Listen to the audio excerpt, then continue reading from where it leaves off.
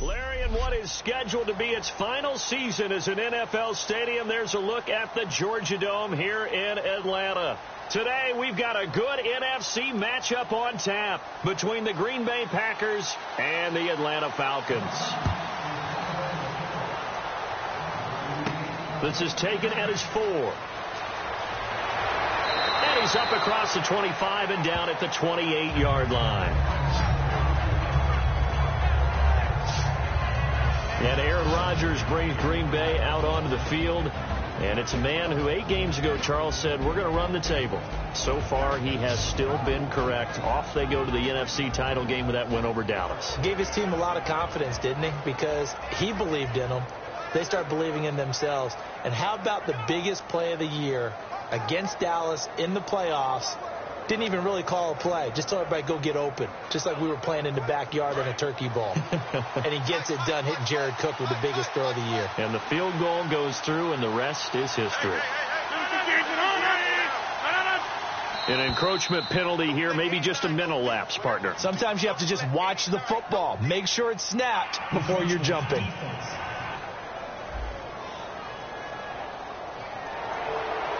Start first down.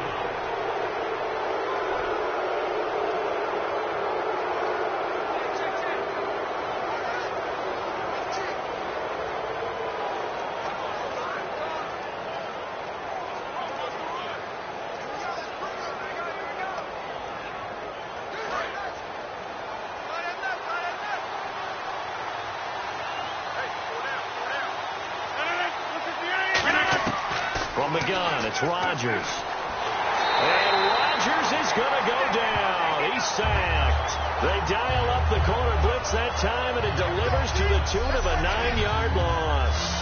The game plan for any defense is finding ways to make a quarterback uncomfortable in the pocket. When you bring pressure from all angles, you never know who's going to get home. In this case, the left cornerback, right in the face of him, puts him down.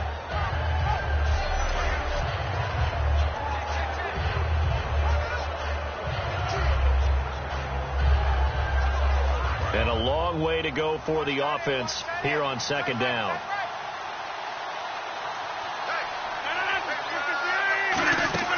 Play action. Now it's Rodgers. He's got time. He's going to look deep down the field. And both guys were there, but it falls incomplete. Here's the offensive unit coming out onto the field in just a moment. Randall Cobb, very good at wideout. Went to college to be a quarterback. Discovered his talents couldn't be limited to one position.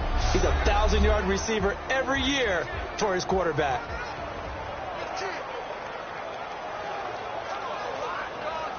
So certainly not the start they were looking for here as they come up on a 3rd and 14.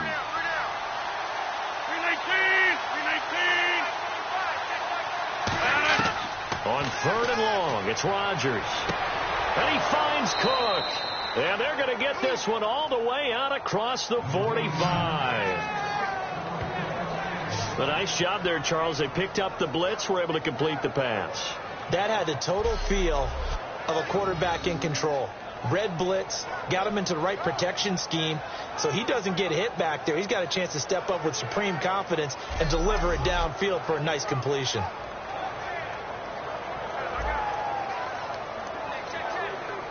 And now a first down following that long gain.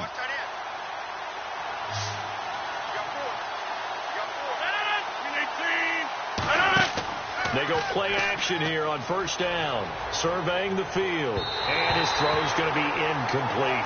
Devontae Adams, the intended receiver. And it's second down. The starting defense for the Falcons. Jonathan Babineau's a defensive tackle, knows how to get upfield and spill plays in the backfield.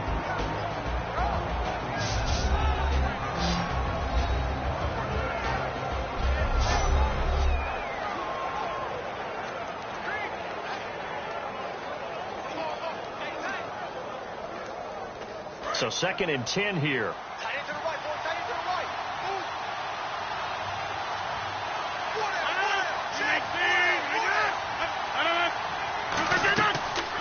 They'll run it now out of the gun. And very little running room there. He did get a couple up to the 49. Well, it wasn't exactly home cooking, But being back in the area against Dallas did nothing to diminish Ty Montgomery's enthusiasm for playing against the Cowboys. Had 2 touchdowns in that game in his return back to his home area. You're exactly right from Dallas. Played at Stanford, but he is a boy from the Big D. Had to feel good to hit pay dirt twice and get the win. And how about what he's done this season? A receiver, kick returner, now the primary ball carrier as a running back. It'll be interesting to see what they do with him in 2017. And complete right side to Cook. They give him 14 yards that time and a fresh set of downs.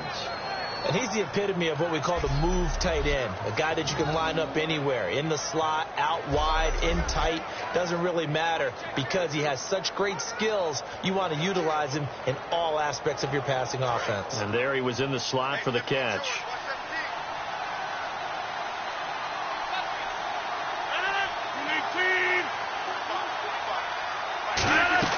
They'll run it now out of the gun. And able to push his way forward here for a good little gain. Yeah, give him 4 yards there. It'll be 2nd and 6. Not a run that you're going to write home about, but still a good first down run. That's what an offense calls staying on schedule. 3 to 4 yards on first down. You're set up very well for the rest of the drive. And after the play on the ground, that brings up 2nd down here.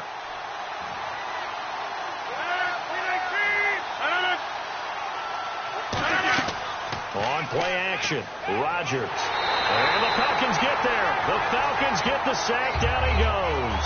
They dial up the corner blitz that time, and it delivers to the tune of a 9-yard loss. Well, they go play fake. The problem is nobody was faked out. And when no one's faked out, what's the end result? Quarterback gets hit.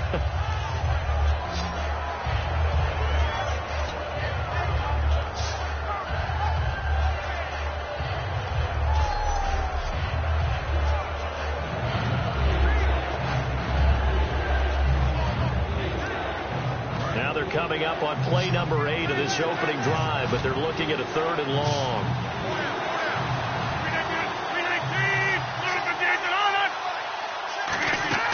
Here's Rodgers to throw. He's going to sling this deep downfield. And he couldn't hang on to it through the contact. Incomplete. I'm not quite sure how he wasn't able to hold on to that one in the end zone. A great opportunity lost, but a lot of relief for the defensive guys. When they get into film next week, they're going to want to know what happened. Where was the breakdown that almost allowed a touchdown?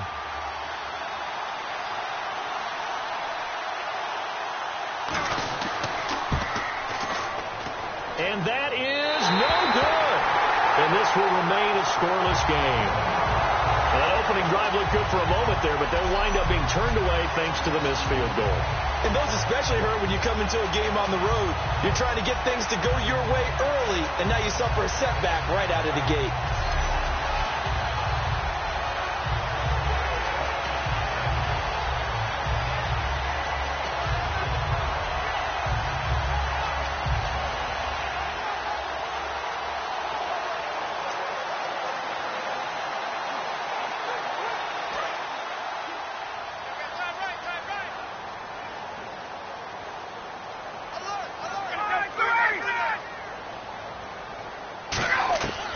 Midfield now. Here's Ryan.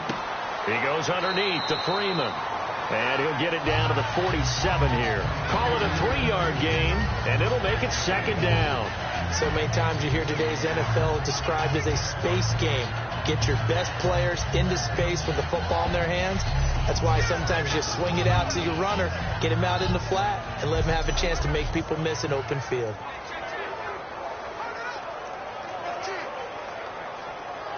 So they complete the pass, and now they face a 2nd down.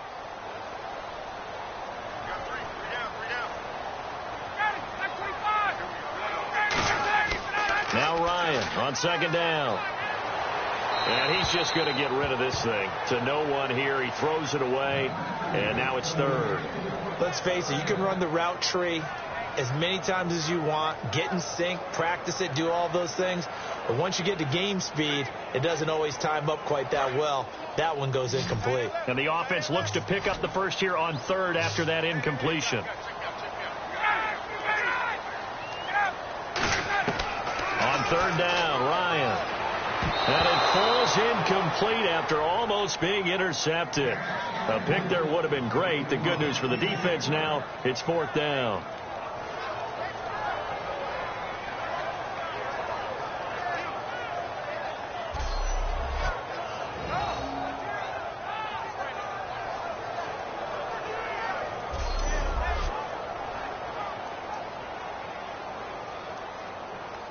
On 4th down, here's Matt Bosher on to punt.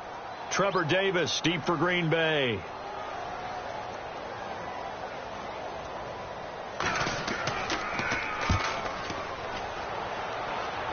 And this will be up to the ruling of the side judge here. He says it crossed out of bounds at the 16-yard line. And Green Bay getting ready to go as they take the field. And the last go-around for them, they tried that really, really long field goal, couldn't connect.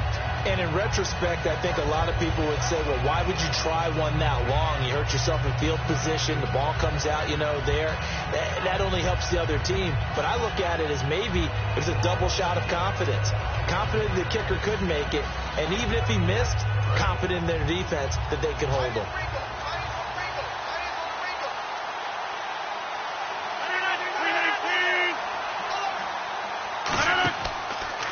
And he'll give it here to his running back.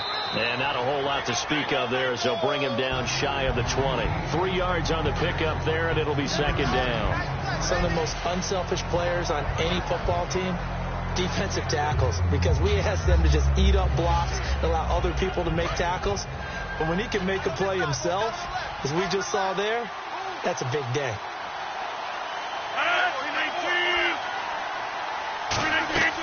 On play action, now Rodgers. He finds Randall Cobb with a completion. And they'll get it all the way out near midfield to the 45. One thing I can say pretty safely, that route is not called if you don't have a guy who can throw the ball and put some mustard on it. Because if you're going to lollipop it in the middle of the field, bad things usually happen. It takes a strong-arm guy who can rifle it in there, and they were able to successfully complete that one.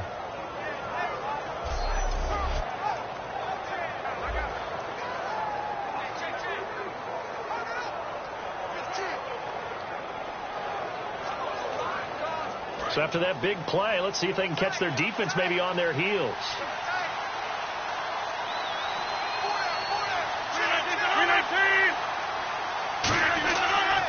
And they'll go on the ground. And he'll fight his way forward to about the 48-yard line. Give him 3 on 1st down. It'll set up a 2nd and 7. Partner, we know today's NFL is really built around the guy throwing the football. But these short runs, they still pay dividends because they can take their toll on a defense, and they can add up as the game goes along. You control the clock, you control the ball, and that way you often control the game. Rodgers to throw on 2nd down. Finding time. He's going to hit his man out of the backfield, complete. And he'll get it down here to the 43. They get 9 out of that one, and as a result, the drive continues.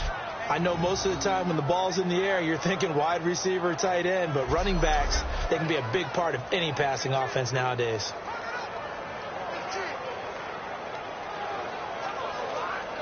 So the offense has it 1st and 10.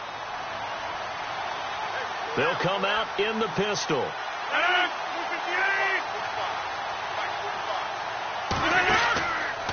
They'll run here. This is James Starks. And he is going to lose yardage here. It's a loss of 2 there, bringing up 2nd down.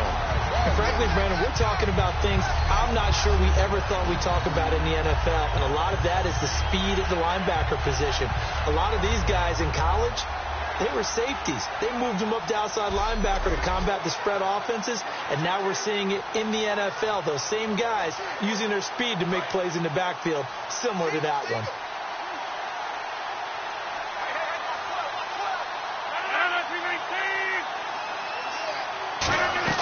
A play fake to start. Now Rodgers. And his pass incomplete. Jeff Janis, the one he was looking for. And now it's 3rd down.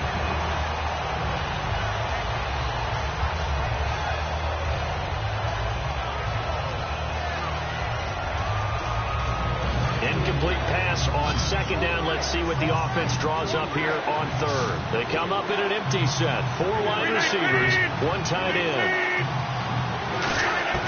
Throwing is Rodgers on third down. And Davis has it over the middle. And he's able to get it to the 31, and that's enough for the first. I know many people like to throw to the tight end, maybe in a little flexed out position because he creates mismatches with his size. But slot receivers do the same thing with their quickness, their speed, and their route running savvy. Counting down toward the midway point in quarter one. 2 receivers left, 1 to the right. And now whistles here and a flag down. Looked like someone got going a little early. False start, offense.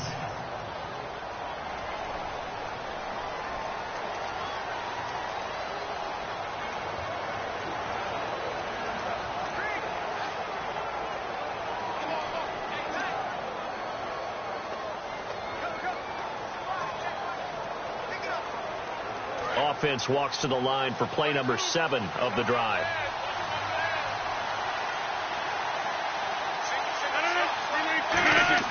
They go play action here on first down. He completes it to Jordy Nelson.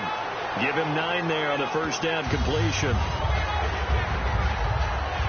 I want to sneak something in here while we have a second about the Packers, obviously, in the NFC Championship game. But Jordy Nelson with a rib injury.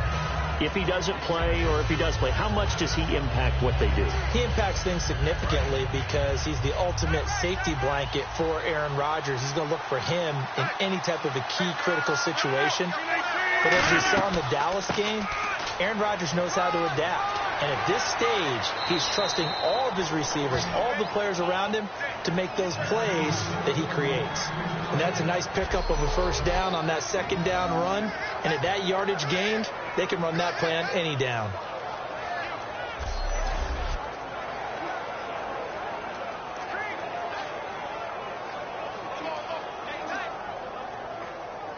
So the run moves the chains, and here we go on first down. Movement there on the offensive line, a little quick, and a 5-yard penalty. False start, offense.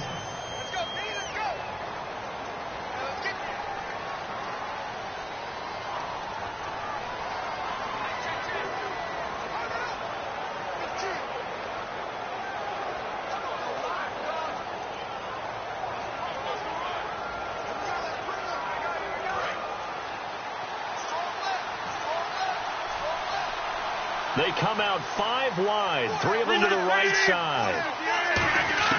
From the gun, it's Rodgers.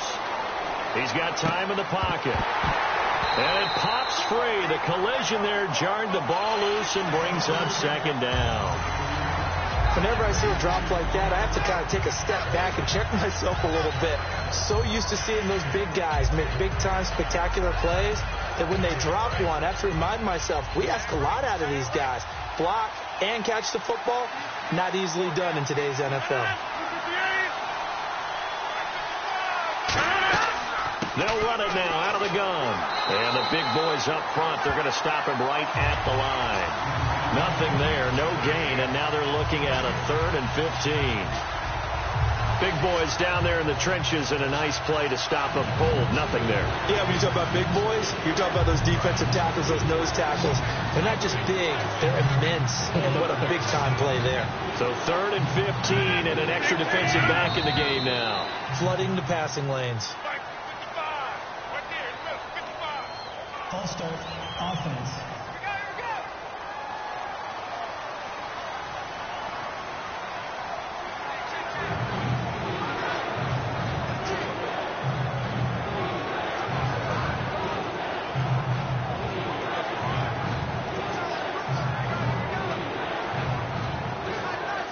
Just play after play after play on this long drive for the offense.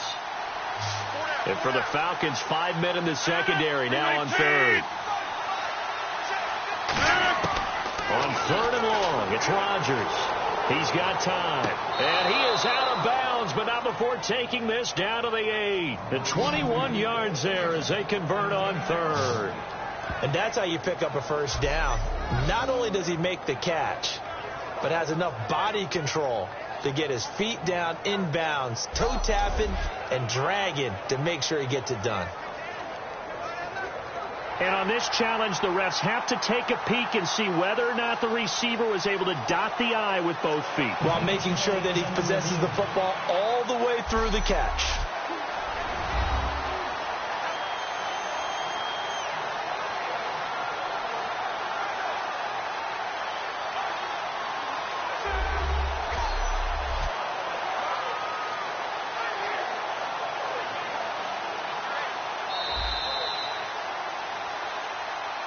After review of the play, the ruling on the field stands. Well, he challenged the play. It did not pay off. And that means he lost a timeout in that challenge. And as a coach, you hate that. Don't know if you took the advice of the player. You threw it yourself, but it didn't go your way. At the end of the day, it all comes back to the head coach. He has the final determination on whether to actually challenge the play or not. In this case, it didn't pay off for him. And that's got to be so heartbreaking. You throw that flag, you probably feel really confident, and then all of a sudden, boom, you lose the challenge. Yeah, when you take a look at it, you're throwing that flag because you believe you're going to be right. And when it comes back the other way, you have to regroup. They'll run it now out of the gun. And a little bit of space there takes it inside the 5 to the 3. It'll be a pickup of 4, and it brings up 2nd and goal. Well, it's been the air game that's taken them down on this drive before they finally turned around and handed it off on the last play. And now they're looking for the big boys to get him in the end zone. Couldn't do it there. It'll be interesting to see. Offensive lines had to pass block a lot on this drive. Will they be able to revert and fire out and create some space in the run game? 2nd and goal to go now. And this one will wind up with him losing yardage back to the 4-yard line. And they'll lose a yard that time, and that's going to lead to a 3rd down. 2 straight shots on the ground. Now on 3rd, do you go to the air? I think the possibility exists, and if you're doing it, you're probably going play action since you ran it twice. But I often think that 2nd down is the time you go play action and throw the ball. I say commit to the run and think about it being 4-down territory. Rodgers now on 3rd and goal. That's caught at the 3. 2 yards is all they'll get on the completion. It's 4th down. So much about this game is just understanding situations and then having to execute, isn't it? Guard the first down sticks. Don't let them get there. And they rallied and made the tackle.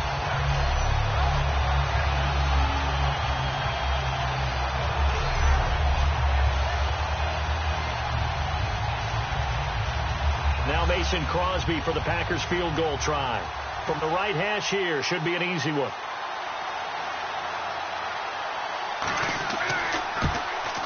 And Crosby puts it through, and the Packers are off to a 3-0 lead. And that field goal right there should probably feel pretty easy and not much pressure for Mason Crosby given the 2 kicks he had to beat Dallas. Look, when you talk about Mason Crosby and you go back in his career, remember he kicked at the University of Colorado, which meant he was kicking at altitude in his home games, which added an extra you-know-what to his field goal range. I did one of his college games, and late in the game, the team that they were playing against scored and went ahead. And I said, don't kick it short and give Mason Crosby a chance. He ended up kicking a 47-yard field goal to win it. That would have been good at 67. And the 2 field goals over 50 yards, first time that he's ever hit 2 50-plus yarders. He picked a good time to do it. That's fielded in the end zone. Oh, the spin. You can't bring him down. The weight room does work. And the decision to bring it out, a good one, as he's up a yard or 2 shy of the 30. And now bringing the Falcons out, likely your front runner for the MVP trophy. Matt Ryan named first-team All-Pro earlier last week, and he played like it against Seattle. 338 yards, 3 touchdowns, no picks. Pretty clean game. I like what he said prior to the playoffs about his past playoff experiences where things didn't go the way that he wanted them to. He said he put too much pressure on himself, that everything had to be precise, everything had to be perfect. He backed it off for this year's playoffs, and you see the end result. Just go out, have fun, be yourself. And, boy, that worked to perfection in that game against Seattle. Throwing now, Ryan on first down. Hits his target. It's Taylor Gabriel. And they get him down, but not before he takes it across the 40-yard line. Slant route's effective no matter who's running the route and catching the ball. But when you have a receiver of that stature, you have to be a little bit more precise throwing it. You don't have the same catch radius with the bigger targets. Well, the offense lining up 1st and 10.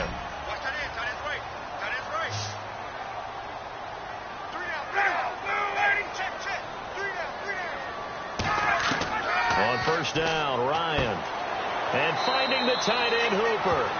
Give him a couple on the catch. It's 2nd and 8. And a man, as we look at the starters now, a man who really has earned us talking about him in the booth, Julio Jones. He's a 1,000-yard receiver each and every year. So sleek, so wonderful. I call him Secretariat.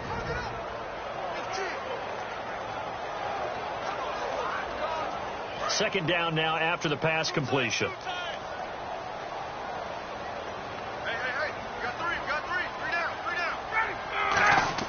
A fake to Freeman. Now it's Ryan. Surveying the field. Looking deep downfield.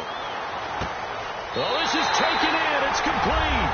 And he is into the end zone for a Falcon touchdown. Julio Jones, 55 yards. And the Falcons have taken the early lead. Well, they went play action there and set it up nicely for him. I mean, he can flat fly, and they hit him downfield. And it doesn't take much to create that extra bit of space that a guy at his speed needs. If you go play action, all you want is just a moment where the guy's covering, take their attention somewhere else, and then he's by him. And once he's by him, there's no catching him. As they always like to say, if a receiver's even to a defensive back, that means he's leaving. Unless that DB is Charles Davis, right? In that case, he left me a long time ago. Come on now. Trust me. So they only needed 3 plays on that drive. And the Falcons score to cap it off.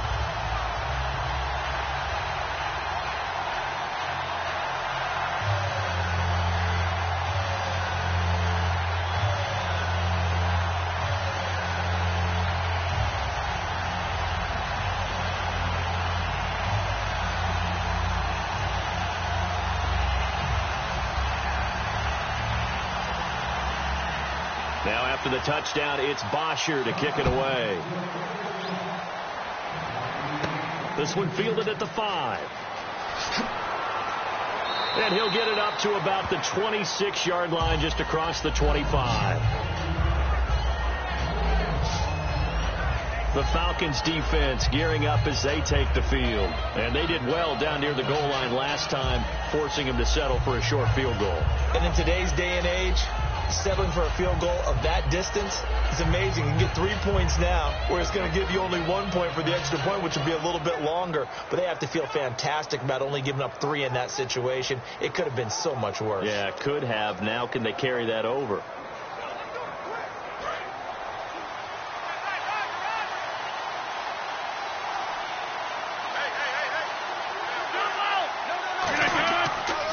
Now a handoff here to his running back. And he'll get about 3 here as he's out to the 30. And on the tackle, Jonathan Babineau.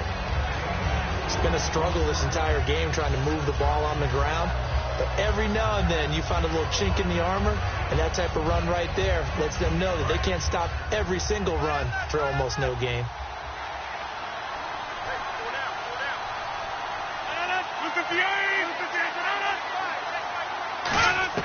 Rodgers to throw on 2nd down. Over the middle, it's Jared Cook. That catch good for 5. It's 3rd down. And now every time I see Jared Cook catch a ball, what am I thinking of? The catch. The catch against Dallas. And look, Green Bay's had a lot of incredible catches and plays over the years. That one will be forever etched in the minds of Packers Nation. And he's not a rookie. He's been in the league for a little while. But is that his coming out party or what? Because the whole league, fans know who he is now, and what a play he made to help Green Bay move on to the NFC Championship game. And he finds Cook. And he will have 1st down yardage as he's brought down at the 41. Would it be safe to say that as precise as routes are supposed to be run in the NFL, maybe they're not quite as precise in college ball? That's accurate, yeah. And I think we saw a college route in the NFL there. Just find the soft spot, find the dead zone, and find the 1st down. And that's what he just did.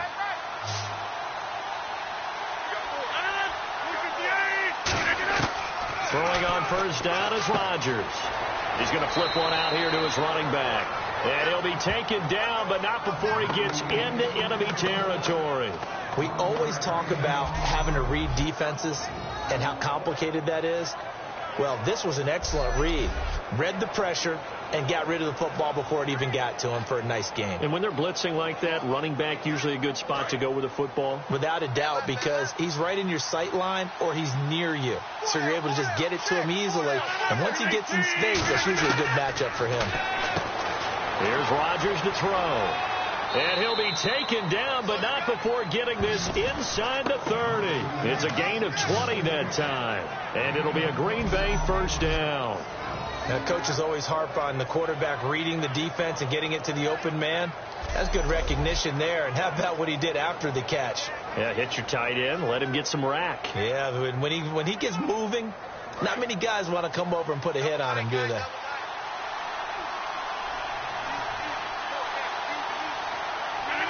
So the false start will back them up 5. False start, offense.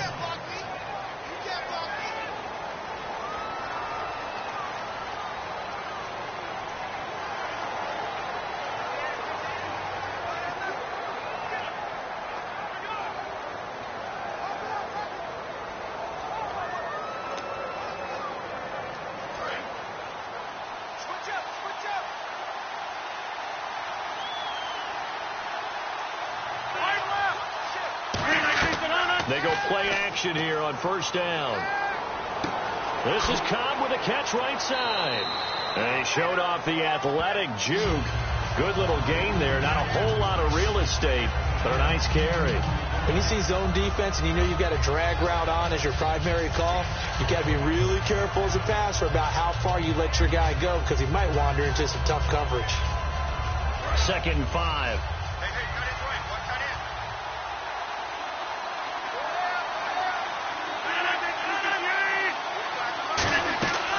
They'll run it now out of the gun. And he's going to lose yardage and be backed up to the 25.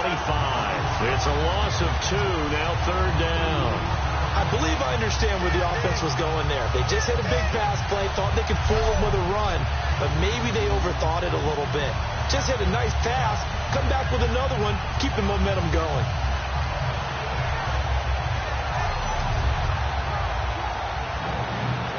Here's play number 7 on the drive. This is 3rd and 7.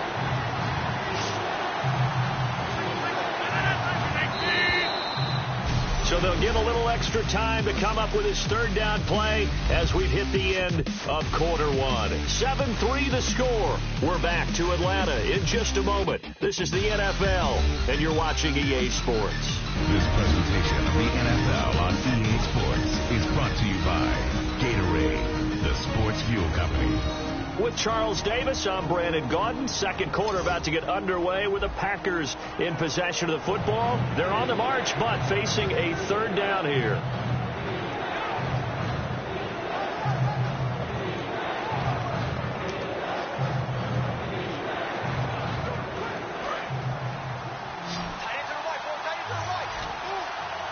It's a 5-receiver set. 3 to the left, 2 to the right. Throwing is Rodgers on 3rd down. He's got his target. It's Cobb. And he'll have the first down, getting this one to the 14-yard line. I don't care how many times we see it. I still get a kick out of watching quarterbacks and receivers do the pass tree in pregame warm-up. But I always remember that when we go to practices, we see that after practices as well. They really tune it up, don't they? They tune it up. They know why they do it for these situations. First down. And they build that trust, and that's why they're able to find him in this type of a situation. Now a play fake here on first down.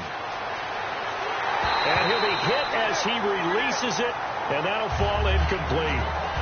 Not too many things get to a quarterback of this magnitude. But I think it's safe to say that pressure can get to any quarterback. Now, he's obviously a great franchise quarterback, but felt the pressure, threw it incomplete. Now, this will be the 9th play on this drive.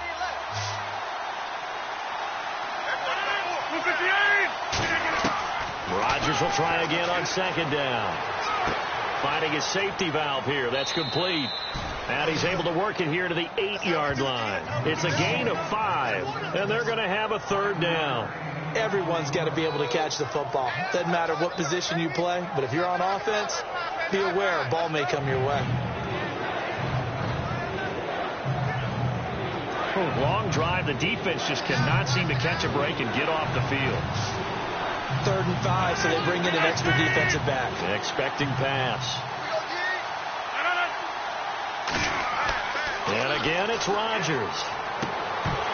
And incomplete. The contact made the ball roam free and brings up 4th down.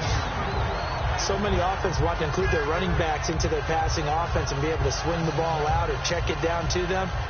But sometimes those guys are just not as comfortable catching the ball as they are running it. Now Mason Crosby for the Packers field goal try. From the left hash. Should be a fairly easy one here.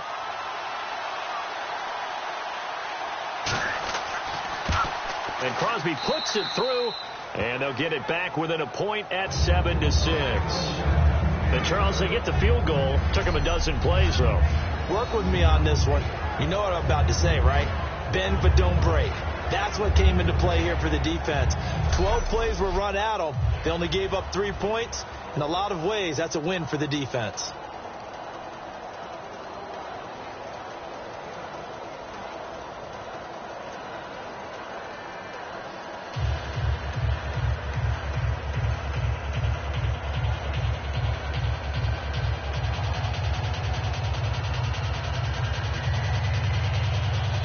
After the made field goal, now Crosby will do the kickoff duties. This is fielded a couple yards deep. And this return net's positive as he gets past the 25 and up to the 27-yard line. Here's the Packer defense getting set to go again. And a touchdown given up the last time they were out there, so maybe need to refocus a little bit. And make sure that they don't start finger pointing with each other, because oftentimes when a touchdown's given up, you say, okay, where did that happen? Who broke down? Who gave it up? Instead, just go back out there, be a unit again, and try and play a little bit better. Yeah, see if they can play a little bit better on this drive.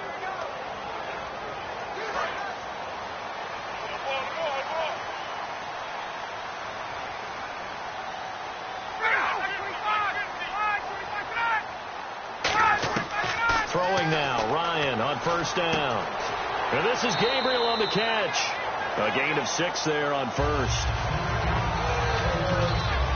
Never make the mistake that the slot receivers, especially the little guys like we're watching here, are just quicker than fast. A lot of them combine quickness and speed, and they catch a lot of footballs, as we just saw there. Completed pass play. Now let's see if they go back to the air or to the ground.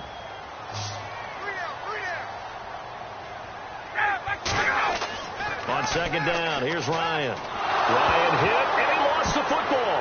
And the Packers pick it up. And he will bring this one back. A fumble return for a Green Bay touchdown. And give some kudos to the defensive coordinator, I think, here. They bring the blitz, they dial it up, and it turns into 6 points for them. It's so nice to hear you actually give kudos to the defense. It is so nice. You're such an offensive guy like that. I love it. He dialed things up, and boy, a big play resulted for his guys. Well, you like the credit to the defense there, right, my friend? Yeah, do I ever?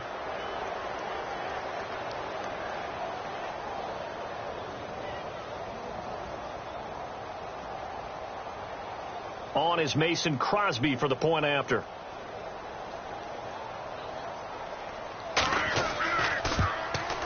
And he puts this one through as the lead moves to 13-7. So not only the cough up, but then the pickup on the other side, the scoop, and the score the other way. The fumble return for a touchdown.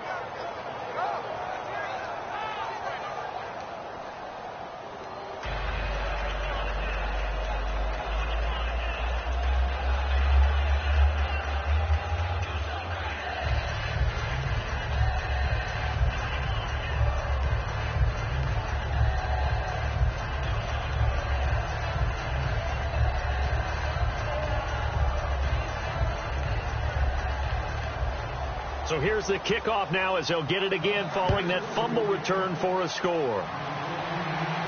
That'll be taken in the end zone. And he won't return this one. He'll go down to a knee, and they'll start at the 25.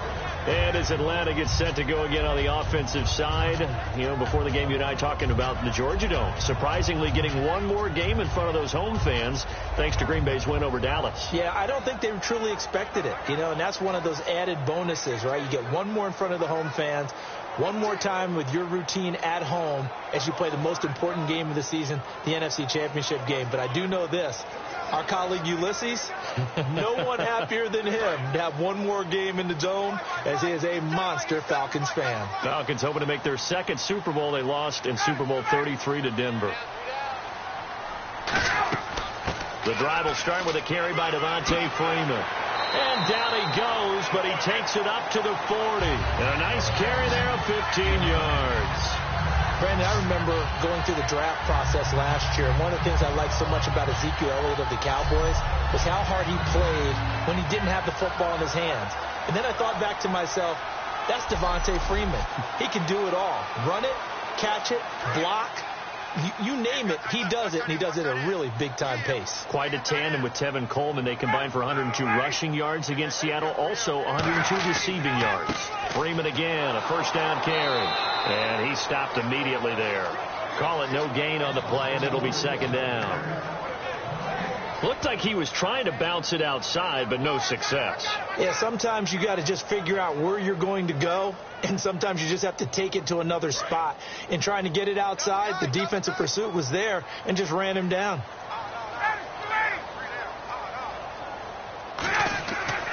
On second down, Freeman. And not much room to operate as he'll get this up only to about the 41. 1 yard, the official pickup there, so it's going to set up 3rd and 9. Well, I think we know by now that every run is not going to be broken and get all the way to the end zone. But these short ones still have their value. You can still set up your play action and throw the football. You control the clock because you have the ball and they don't. And often the physicality sets the tempo for the game. To throw is Ryan. It's caught. Jones. And he'll be taken down, but not before getting this inside the 30. Now, that play will end up on the highlights, and you'll see it all over the place. But what you won't see, the offensive line that bought the extra time, that allowed for the big completion downfield, those guys made that play possible.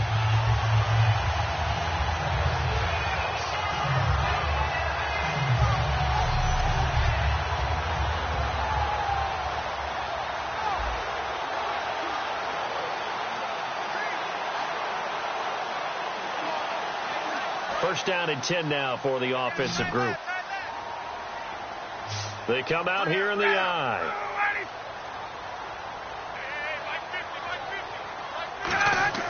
They go play action here on first down.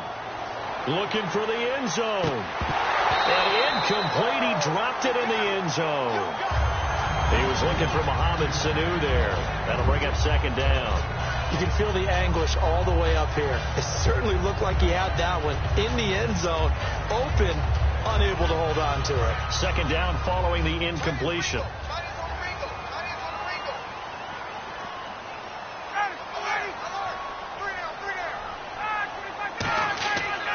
The former Indiana Hoosier here, Tevin Coleman.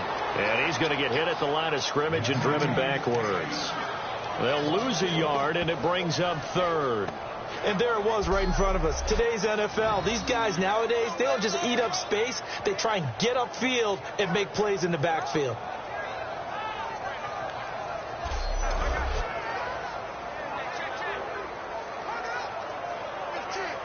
Offense needs 11. Have to think pass here on 3rd down.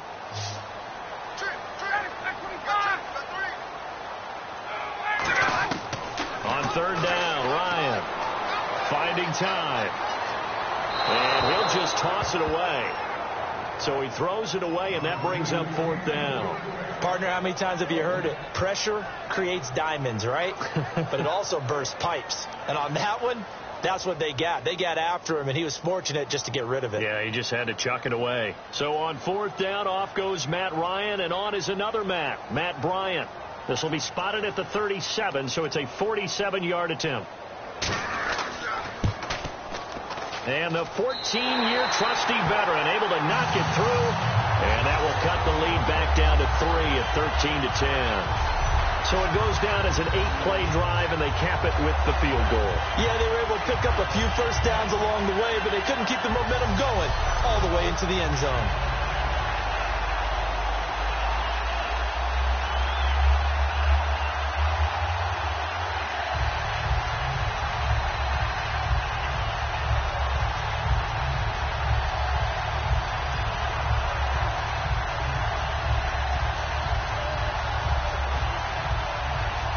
Here's Bosher to kick it away. Fielded about a yard deep. And last year that would have been a net gain of 5 on the return. This year he stopped where he would have been if he had taken a knee, and that's at the 25. The Packers offense now, they get ready to head back on the field. And they had 3 points last time, but they didn't want 3 points because they were well within range of scoring a touchdown. We'll see if they can do better now. I'm with you on that one. Let's just go ahead and be frank about the whole thing. The only one happy about the 3-point kicker. Exactly. You put it through the post. That's going to help him in contract time. But that offense, they're thinking, let's get in the end zone this time. I don't know if that helped him at contract time. You could have kicked that one through. I don't know about that. Toe bash. I don't know about that. Super toe.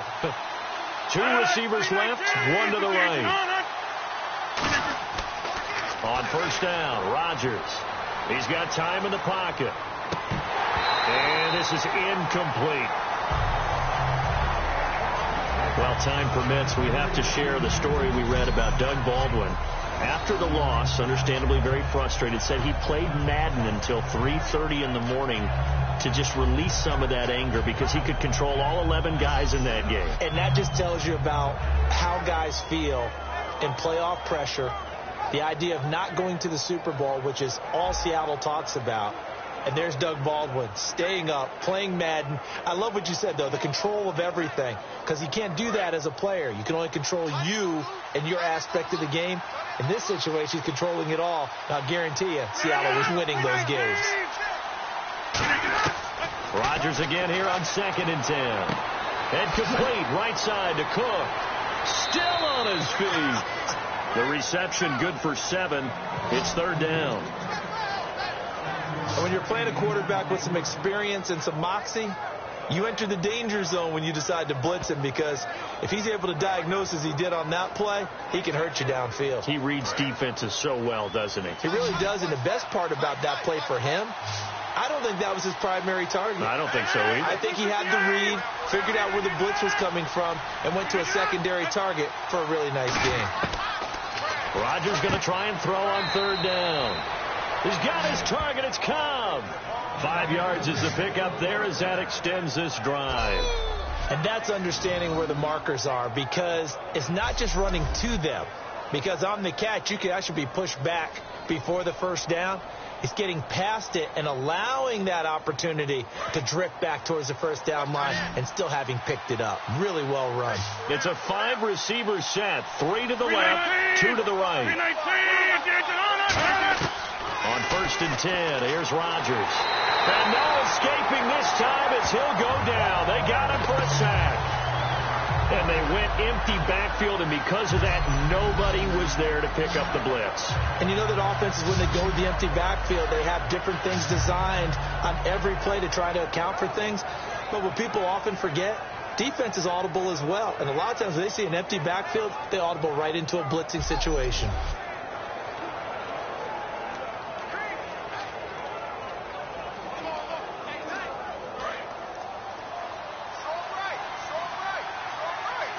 Again, we'll see the pistol here.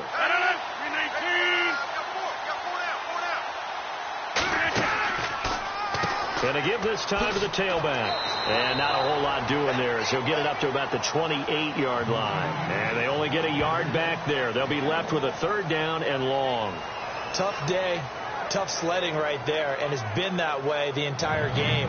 Not a whole lot of room to ramble for him. Yeah, you're right. It's been that way all afternoon. Didn't get a whole lot better there. And some secondary help here for the defense in the nickel on 3rd and long. On 3rd and long, it's Rodgers. Throwing for his running back, and he's got him complete. And he takes this one just shy of midfield all the way to the 49. I know you can't really see it, but that play spells frustration with a capital F for the guys on defense. They covered everyone else, end up going to the running back out of the backfield, and he picks up a back-breaking first down.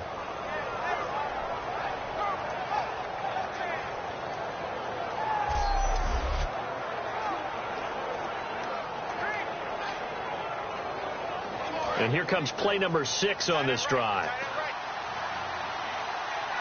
Another pistol look here. A run here for Starks. And he's going to be brought down inside the 45 at the 43. 8 yards on the pickup, and now they'll have some options on second and short. Some runs are blocked so well, you almost forget that someone has to carry the ball to gain the yardage. The leverage by the offensive line to create space up front, really well done.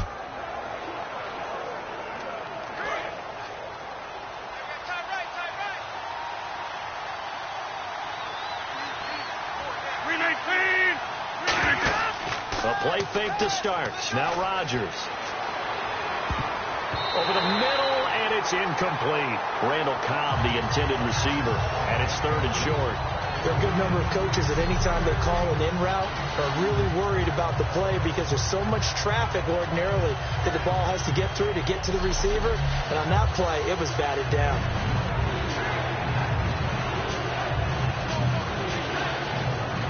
They're trying to keep the drive going. This will be play number 8. It's third and 2.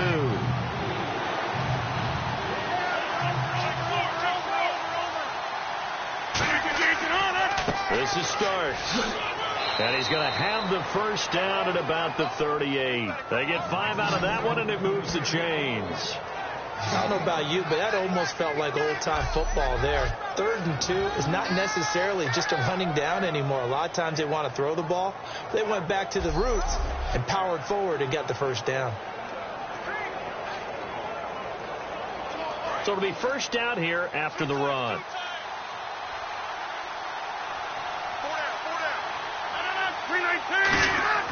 Now a play fake here on first down. He's got time. And he'll toss this one incomplete. Seeing no options, he throws it away. It's a tried and true formula, and I don't think it'll change for as long as we play football. If someone's trying to throw the ball and you can put pressure on them and make it tough, that's only going to help your defense. Yeah, he's since being hurried. He got rid of it before taking the hit, but incomplete.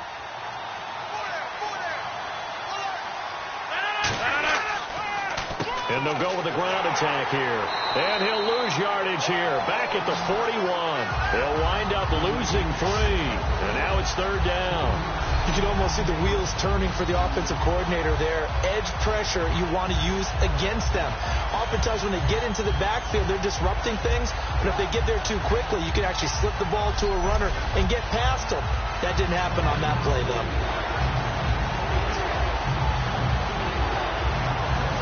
And now for the offense, this is play number 11 here on this drive. They come up in an empty set. 4 wide receivers, 1 tight end. From the gun on third down, Rodgers. Over the middle, that's caught by Adams. They do get 9, but it leads to fourth down. One hallmark of good defenses is understanding the game, understanding positioning, and tackling immediately in the secondary after catches. I think we just saw that on display right there. Got to him before he ever had a chance to think about turning it upfield. Now Mason Crosby for the Packers field goal try. This will be from 49 yards out. Oh, look at this. A flip to the kicker. He's going to try to run for it. They're not going to get it. They try to move the chains with a surprise, but it's a turnover on downs. I actually like the fake, all right? They gave it a shot. This is one of those plays where you really think you're going to fool people because he shoveled it off to the kicker, and he was going to try and get it running.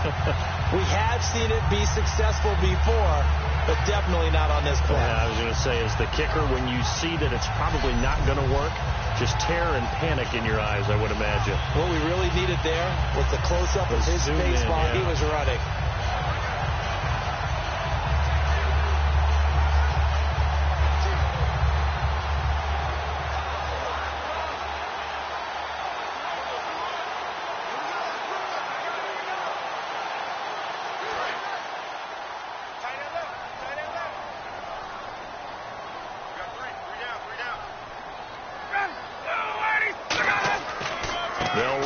Freeman here to begin the drive. And they get him down, but not before he takes it across the 40-yard line. It'll go as a gain of 10 there. And that leads to an Atlanta first down. Absolutely love the run right there. This guy's known for his quickness, but also for his speed. He's able to get to the second level almost before you blink if you give him any type of blocking. Always talk about slot receivers, and they're usually known as quicker than fast. In this case, we've got a guy who's quick and fast, and he used it to great advantage.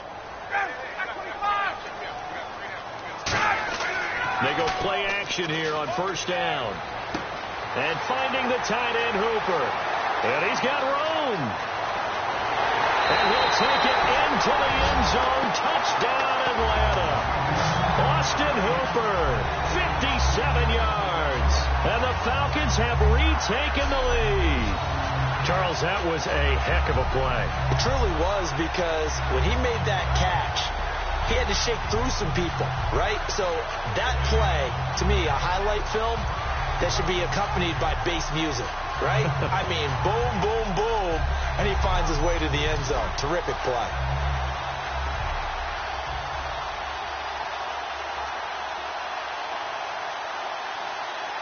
Bryant now to tack on the extra point.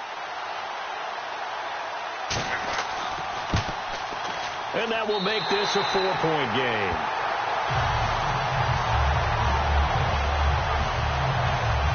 Well, it wasn't a one-play drive, but I think they'll take it. The scoring summary, 2 plays and into the end zone.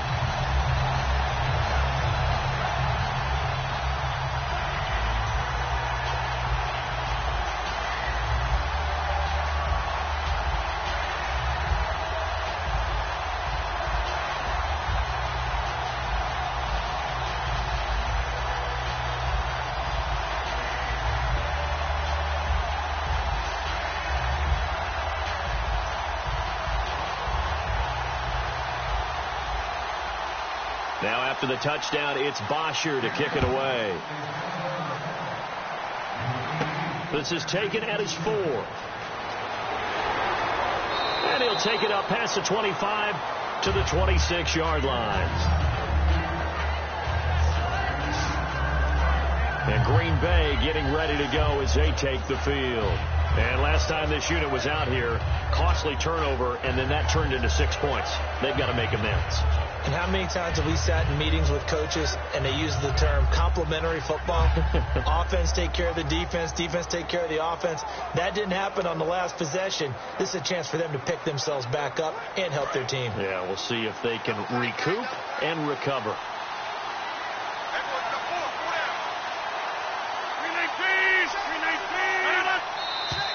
Now whistles here, flag down. I think one of the Packer linemen was moving. False start, offense.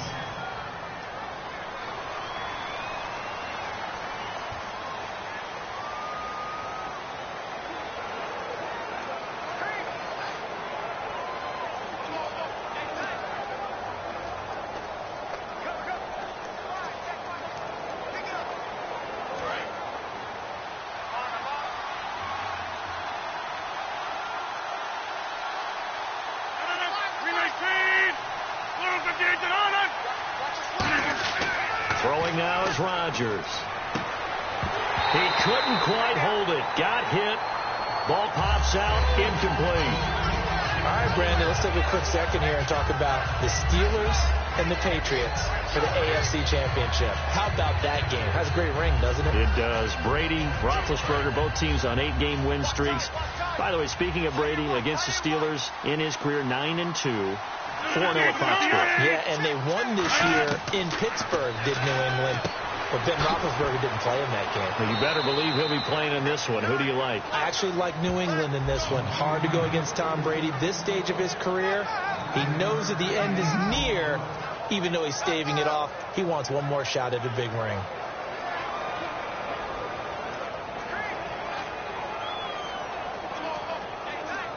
Short of the sticks after that completion, and now it's 3rd down for this offense.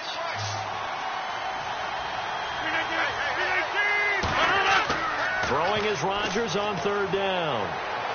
He's got Adams on the hookup. And all the way down to the 26.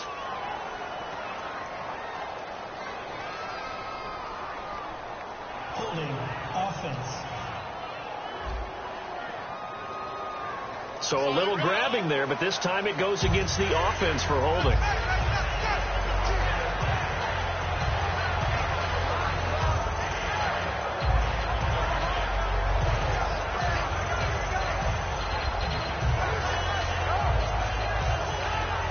So that penalty, the offense shooting themselves in the foot a little bit. Now 3rd and 16. Now Rodgers. He's going to wind up and air it out. And that one incomplete. Had some position but couldn't hold on, and it brings up 4th down. And when all else fails as a defender, when you're not there in the coverage, your best friend is exactly what we saw there. A big play shot taken by the offense. Unfortunately, it ended in a big drop.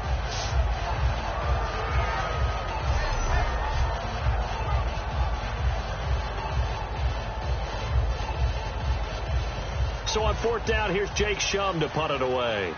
Back deep for the Falcons is Eric Weems.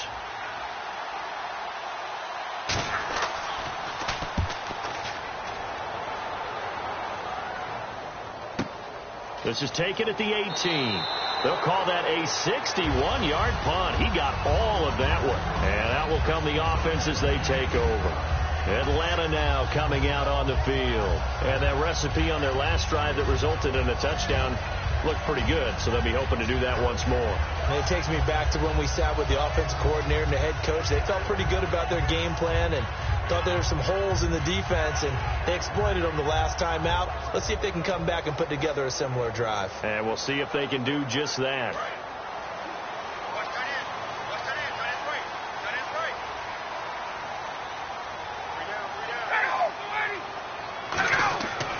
This is Freeman on 1st and 10.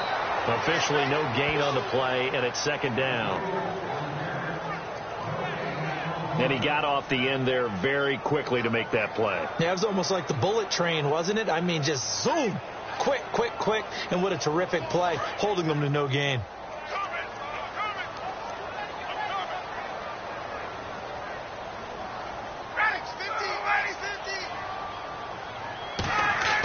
Now Ryan on 2nd down. And Jones has it over the middle. And they're able to get this one across the 35. As you look back over the 2016 season, seeing Julio Jones against Carolina is definitely going to stick out in your mind, isn't it? Oh, he was unbelievable. 300 yards worth of receptions that day. And you just wonder, when he's on, can anyone defend him? And now, the Green Bay Packers have to figure out how to defend Julio Jones in the NFC Championship game. He scored again against Seattle. He also has other options as well that have stepped up. Hooper at tight end, Mohamed Sanu, Gabriel. So some weapons making it hard to double-team him. Hard to double-team him. And then, of course, you can always have the two-headed monster in the backfield, Devontae Freeman and Tevin Coleman, that can hurt him as well. The Atlanta Falcons are high-powered on offense. And on that long run, maybe the defense caught napping a little bit. The concentration level may not have been there. I agree with you on that one, because those types of plays, when they result like that, they're almost like big bolts of lightning, aren't they? Whoosh, and off he goes.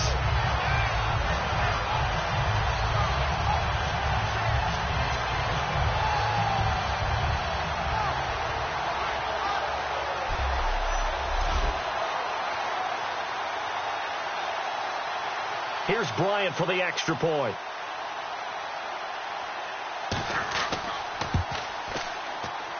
And that one pushes the lead up to 11. The drive there only spanning 3 plays. And it ends in a touchdown run from Devontae Freeman.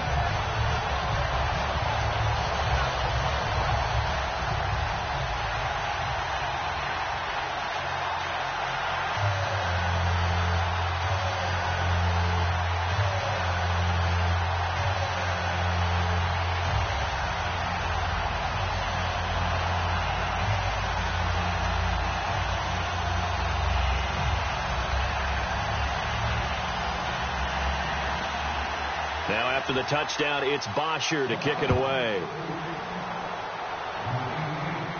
This will be taken in at the 1.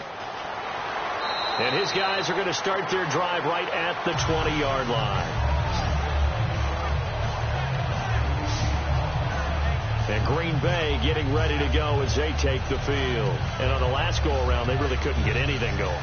They had to punt from deep inside their own territory, which means you're going to lose the field position battle as a general rule. What they're looking for now is a little more consistency, move the ball at least a few times on offense, get a couple of first downs, and hopefully flip the field. Yeah, just something to build off of. That's what they're looking for here.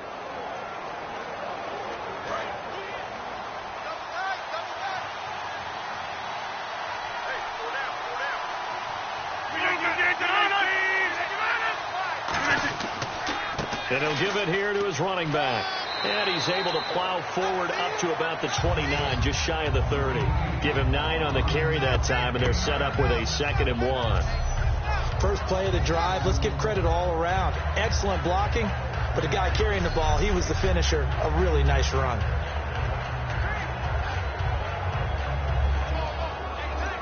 See if they stay on the ground for 2nd down.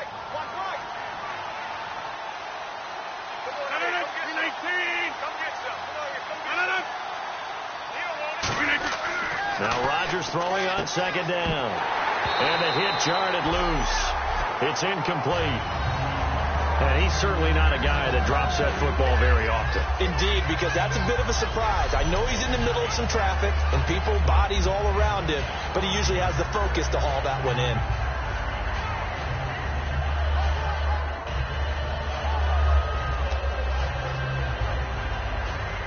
And the offense looking to pick up the first down after the 2nd down incompletion. And I see an extra defensive back on the field. Little surprise here on 3rd and 1. Now whistles here, flag down. I think one of the Packer linemen was moving. False start, offense.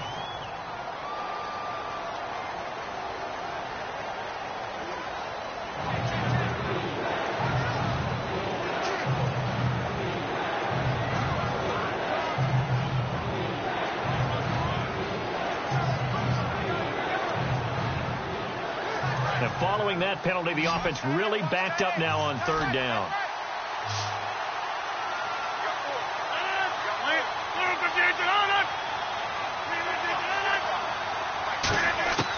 From the gun on 3rd down, Rodgers out in the flat for Starks. And eventually taken down, but how about that athletic spin move we saw? Gives him the first down yardage. And time for us to take a break here in the booth. We're back to Atlanta right after this timeout.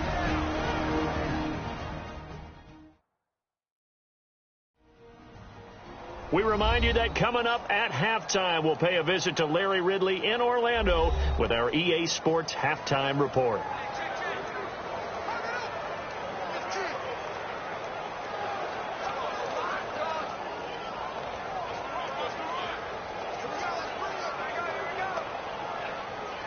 Fresh set of downs here. Looks like the defense in press coverage here. It's a 5-receiver set. 3 to the left, 2 to the right.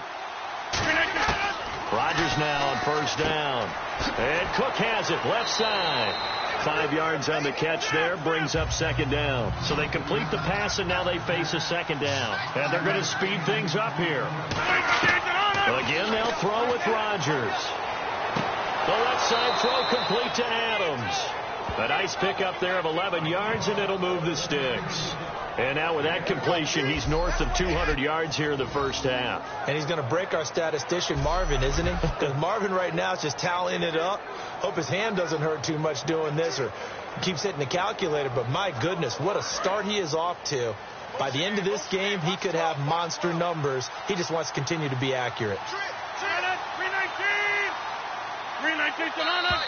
Now whistles here, flag down. I think one of the Packer linemen was moving. False start, offense.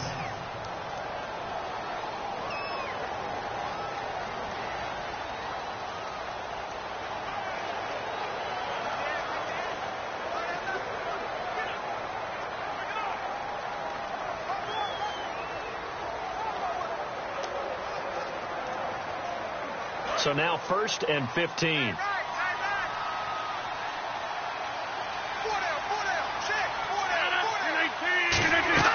From midfield, here's Rodgers.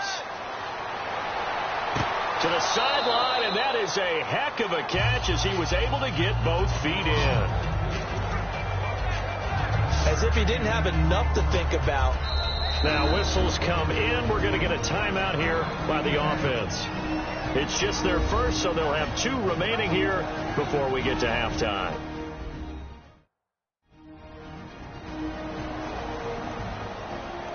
So the offense takes the timeout, and they are back out and ready to rock.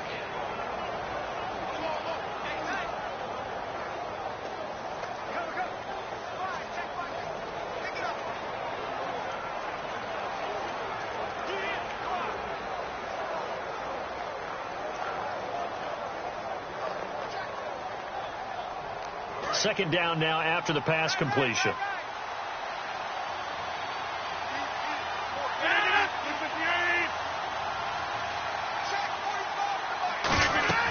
And again, it's Rodgers.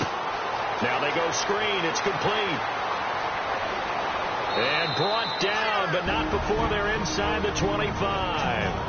Now hold everything here. We're going to get a timeout by the offense. So that means they're down to 1 remaining here as we head toward halftime.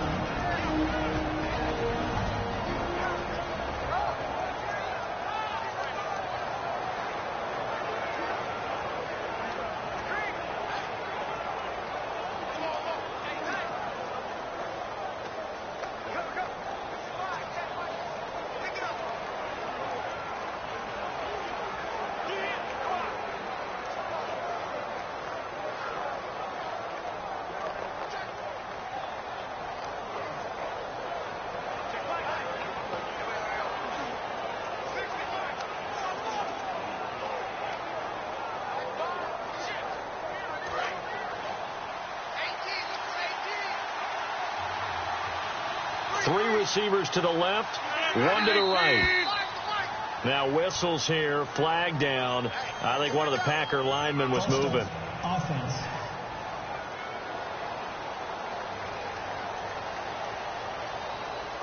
So we're back in the offense getting set following the call of that timeout.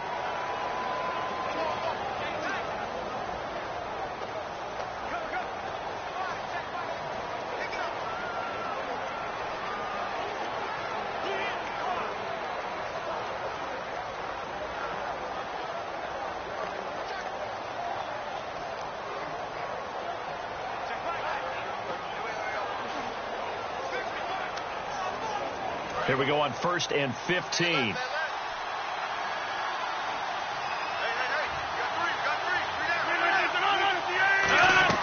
Rodgers again now. Caught left side by Cobb. Give him 9 there on the first down completion.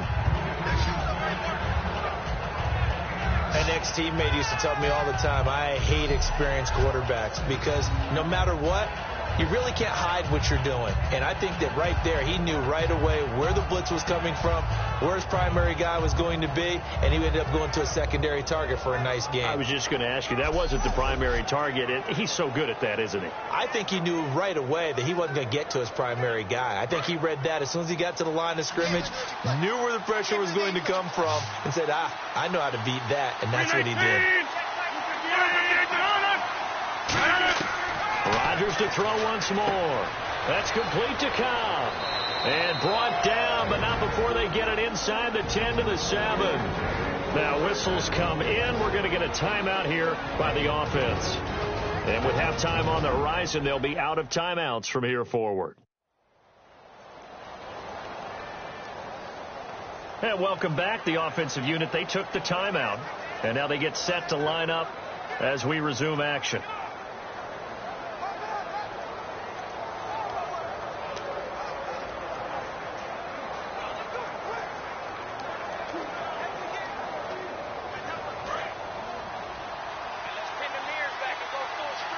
One receiver left, 3 to the right. Now whistles here, flag down. I think one of the Packer linemen was moving. False start, offense.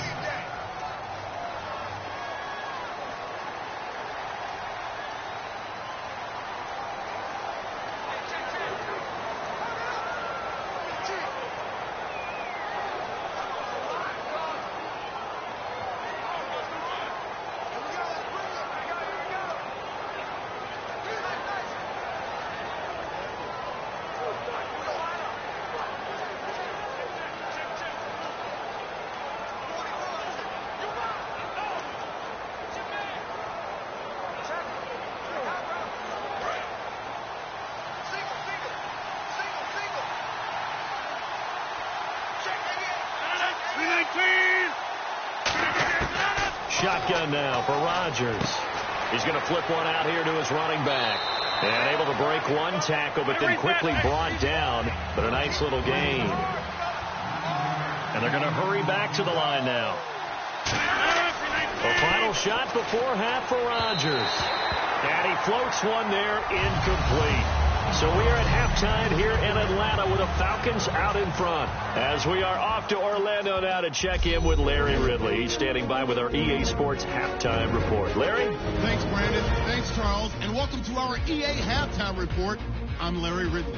The Falcons are happy to be sitting in the locker room with the lead. The Packers just want to come out after the half and claw their way back into the game. All right, let's roll the highlights. Late in the first quarter, the connection is made in the middle of the field, and he's going to go 56 yards for the score. Falcons go up by 4.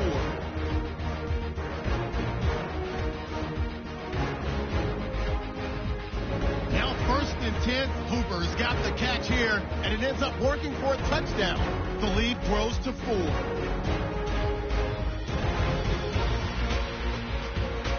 First and 10, Freeman's going to cruise off the right side, and he'll run it in from 62 yards out. The Falcons push their lead to 11. All right, Larry, these two teams back out there as we get set and ready for this second half.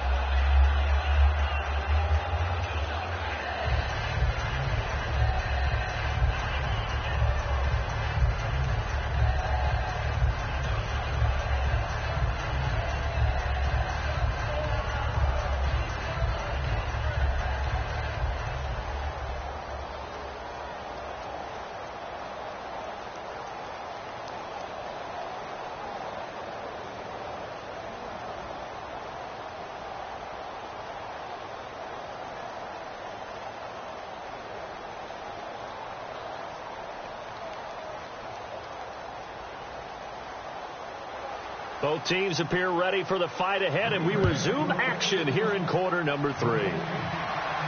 That's fielded in the end zone. And no run back here. This will be a touchback, and it comes out to the 25-yard line. Now the Falcons offense gets ready to head back onto the field. They built a good first half lead. Now they have a chance to add on to it. And what I'm thinking is that the offensive staff spent the entire halftime just working with them on, here's what we think they're going to do to attack us in the second half. Nice first half that we've had, guys, but be prepared for some change-ups. We're going to see them when we kick it off in the second half. See how they handle any adjustments that might be made defensively.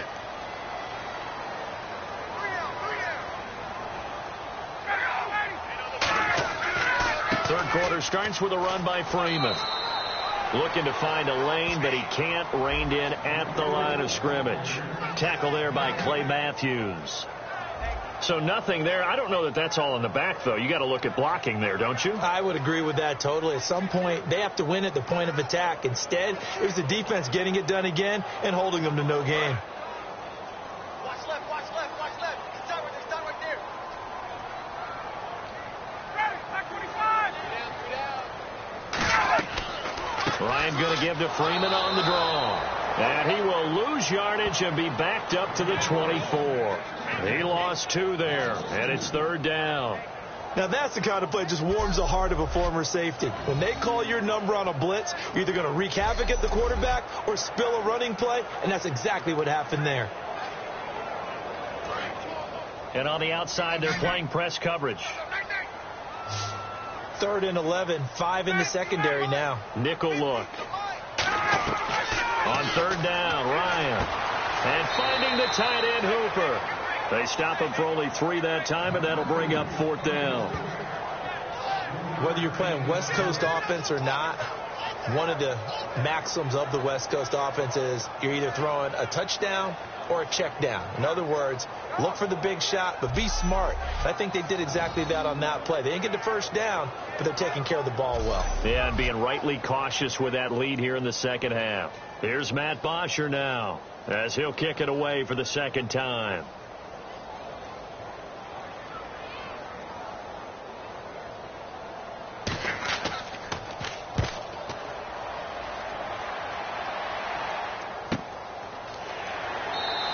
That'll That'll be put in the books as a 53-yard punt. And the offense will take over with a new set of downs. Here's the Packers offense now getting set to start off this third quarter. They were able to get the stop defensively. Now a chance really to set the tone here in quarter three. They can really take charge, can't they?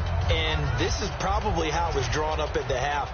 I think we can go inside the locker room, all right? And I think we would see up on the grease boards, stop them defensively, get the ball back for the offense, and let's go downfield and score. Seems simple, right? The last part, we have to find out that's going to happen. But the first part worked to perfection. Did exactly what they wanted, and now their offense has to pay it off. See if they can get the latter 50%. They'll give it to him right up the gut. And he is swallowed up right at the line of scrimmage. Just a yard on the pickup there, and it'll bring up a 2nd and 9.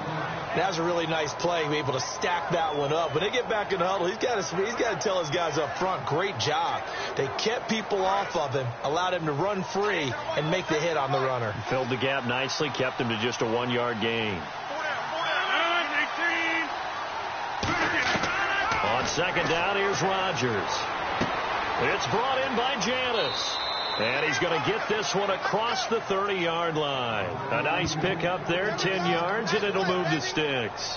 When we see another great performance like this out of Aaron Rodgers, you have to chuckle thinking that his only FBS offer was a walk-on at Illinois. And now he's the pride of Butte Junior College, of course at Cal.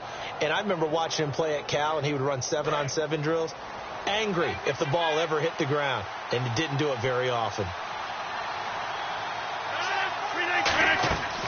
They'll run it now out of the gun. Found a little room there as he's up to about the 37.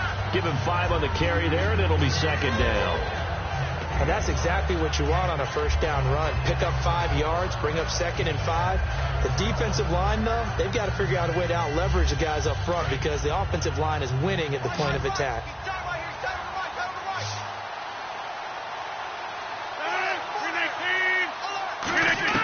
Rodgers to throw on 2nd down. Looking left side, he's got it, complete. And he'll be taken down at the 46-yard line.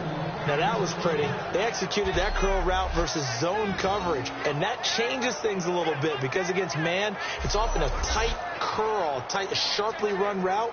Against zone, you're just looking for that open spot, that dead area, so you may curl it a little bit wider just to get to that place. And usually a tight window. He fired a bullet in there for the completion.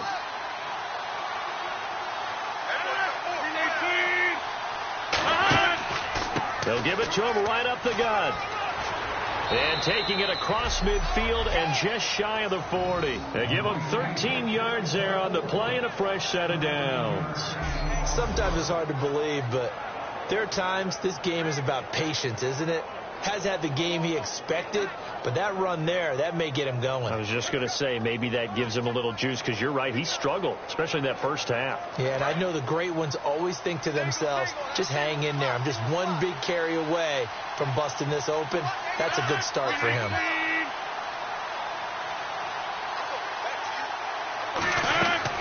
They'll run it now out of the gun. And little room to maneuver there. He gets it down to about the 39. Just a yard on the first down carry, so it's 2nd and 9. The best defensive linemen, they play with great leverage so they can get low and not get bowled over by offensive linemen. They have excellent hands. They can throw people off on a play. We just saw a great example of a really good run stop by a guy playing the defensive tackle position.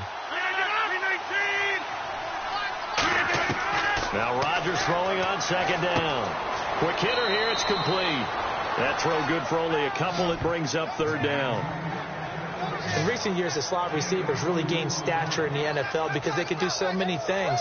Yes, they can line up wide like your normal wide receiver, but to have that kind of courage and toughness to run routes in the middle of the field and become dependable targets for their quarterbacks and move the sticks, those guys are worth their weight in gold. 7th play of the drive upcoming here on 3rd and 6. 3 receivers to the left, 1 to the right. Throwing is Rodgers on 3rd down. And Davis with it left side. And he will have a first down at about the 21-yard line. So he makes the grab and the chains move forward. Nice job by the offensive line giving them time to complete that first down pass.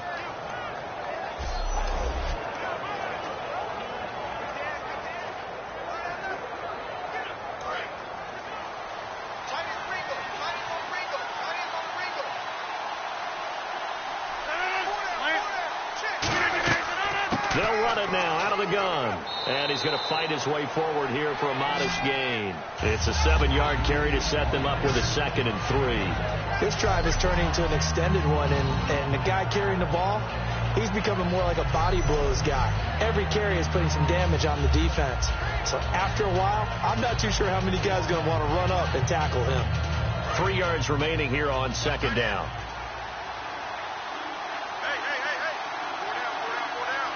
False start's going to push him back, but these days, how hard must it be to be an offensive lineman? It's very hard, Brandon. You've got defensive linemen flinching, trying to draw you offside. You've got the loud crowds, and there are just so many super athletic players on defense now that you have to deal with each week.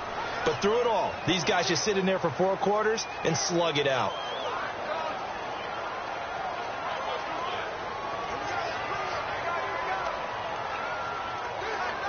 And they still need 8 yards for the first here on 2nd down. They come up in an offset eye. Rodgers going to throw. And a quick throw here, that's complete. And he gets it inside the 10 to the 9. It's a 10-yard gain there, and it sets him up now 1st and goal. That was a nicely run slant route, and what the receiver's trying to do is make the defender think he's going upfield for a deeper route, and then breaks it off, usually after about 3 to 4 steps, and cuts towards the middle of the field. And now what he's trying to do is use his body to keep the defender away from the football and give the quarterback a really nice target.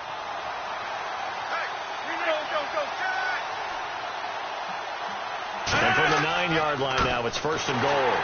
And he'll be stopped just outside the 5 at the 6. It's a gain of a couple, and it'll be 2nd and goal. Defensively, pretty good start there with their backs against the wall. That's a win for the stop troops right there. And if I'm them, I get a little bolder now. They won the first battle.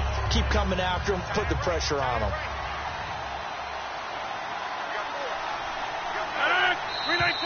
Now whistles here, flag down. I think one of the Packer linemen was moving. False start, offense.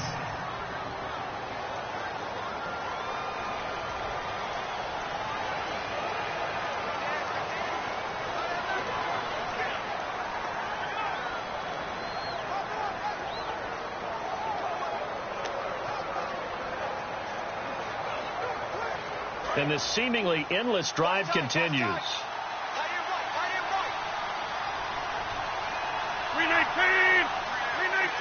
2nd and goal as the offense looks to try to punch it in. Now starts.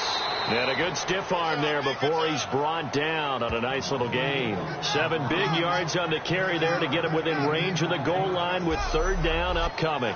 Well, sometimes I get caught in hyperbole, but I think they desperately need to punch this one in. They're running out of time. Yeah, 2-score game, second half. You're down here. This is the time to put it in the end zone. And not going to get much better than this for an opportunity. Defense may be thinking pass. They come out in the nickel on 3rd and goal. Rodgers now on 3rd and goal. Surveying the field. And almost intercepted. Would have been a huge pick in the end zone, but as it stands, that brings up 4th. A missed opportunity for an interception would have killed off a drive. They had a chance there to finish things off. Didn't get it done. I guess that's why a lot of those guys do not play offense.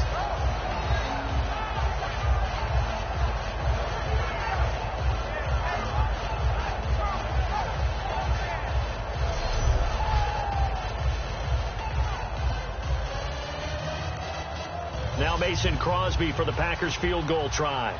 This will be just a 21-yard attempt.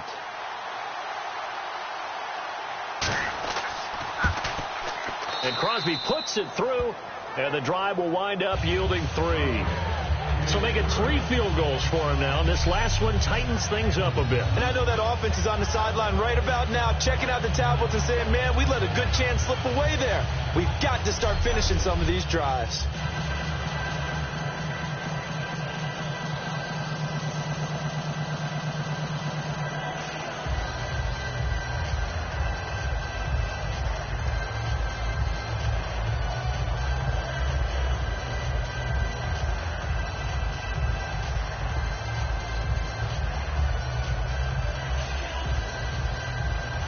After the made field goal, now Crosby will do the kickoff duties.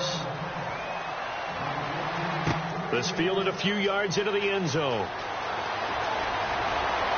And he'll take this one near the 25, call it the 26-yard line.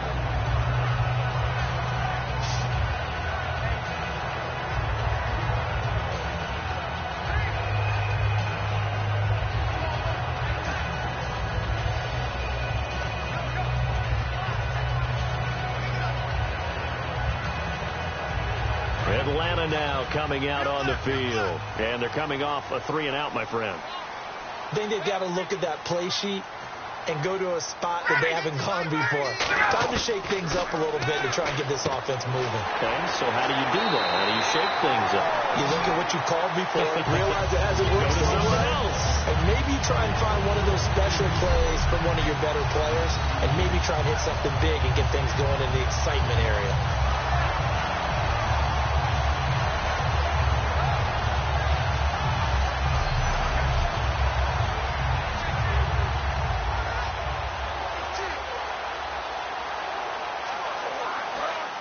Looking to jam the receivers at the line here. Press coverage look defensively. We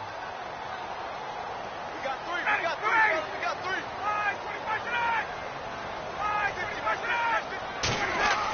Throwing now. Ryan on first down.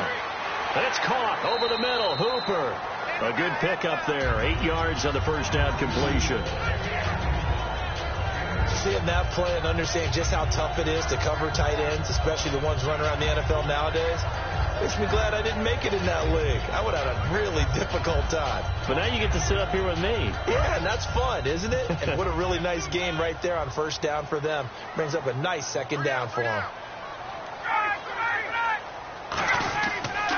Ryan on the handoff. It's Freeman.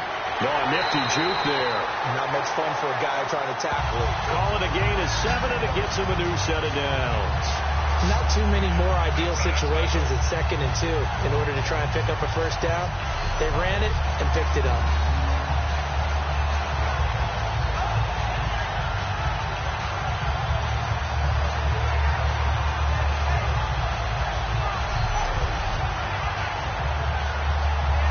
So here we go, 1st and 10 now.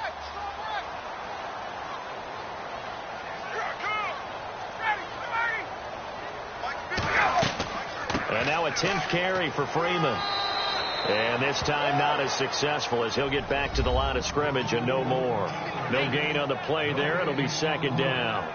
So nothing there, but maybe you blame that on the blocking. Yeah, at some point you've got to win at the point of attack. And on that play, that was all the defense. They made it happen.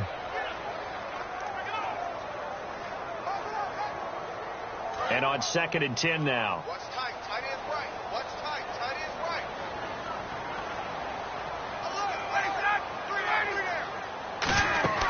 A fake to Freeman. Now it's Ryan.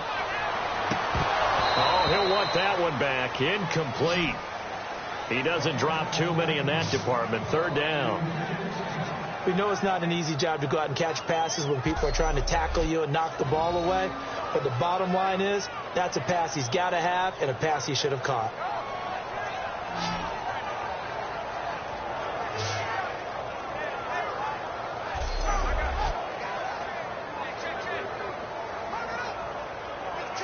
So incomplete on 2nd down. Now they'll look to convert here on 3rd.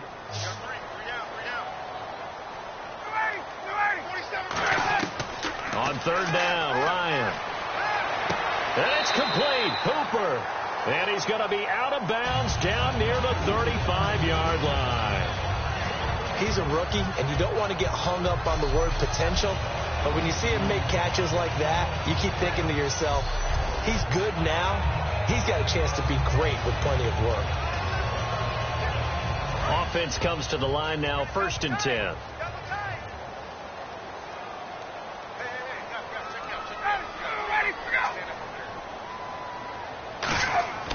Back to the running game. It's Freeman. And he is going to lose yardage here.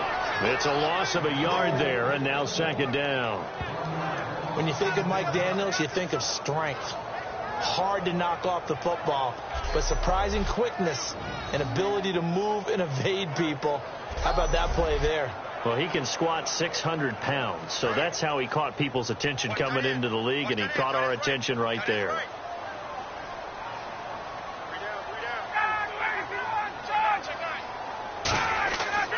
Freeman again. And some space here. And he's going to be taken down, but not before reaching the 15-yard line. And a nice gain of 21 yards. Boy, where would these guys be without his performance on the ground? That puts him over 100 yards now for the afternoon, and I tell you, he seems to be getting stronger as the day goes along.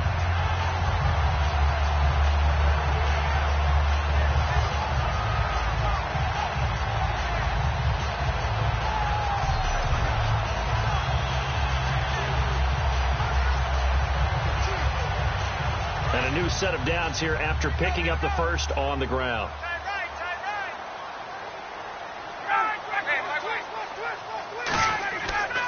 Coleman. And he takes this down to about the 12 for a gain of 3. In my book, that's running the ball well, but with intelligence. How about him keeping the clock moving, staying in bounds? Yeah, even though it's the third quarter, you're thinking ahead, aren't you? This is where your running game can really help you with a lead in the second half. I agree totally. It's not just end-of-the-half situations that you worry about the clock. It's throughout the game. And with a lead, stay in bounds. Make them fight harder to try and catch you.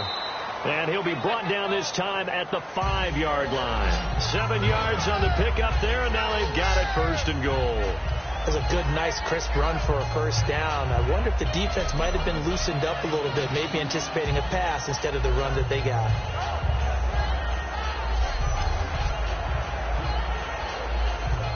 And a really long drive here, and it goes on and on. They come out here in the eye. Now they'll throw it with Ryan. And he is into the end zone for a Falcon touchdown.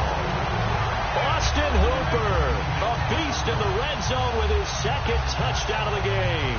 And the Falcons will extend their lead. In order to lead in a game, you're going to get plenty of contributors, but that's his second touchdown catch of this game. He's one of the key guys in this one. And you better believe he'll be looking for the hat trick here as this one continues to go.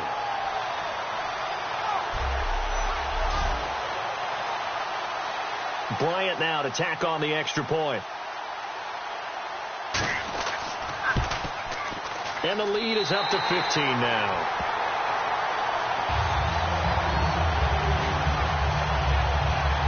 So that one a long 11-play drive. And the end result, an Atlanta touchdown.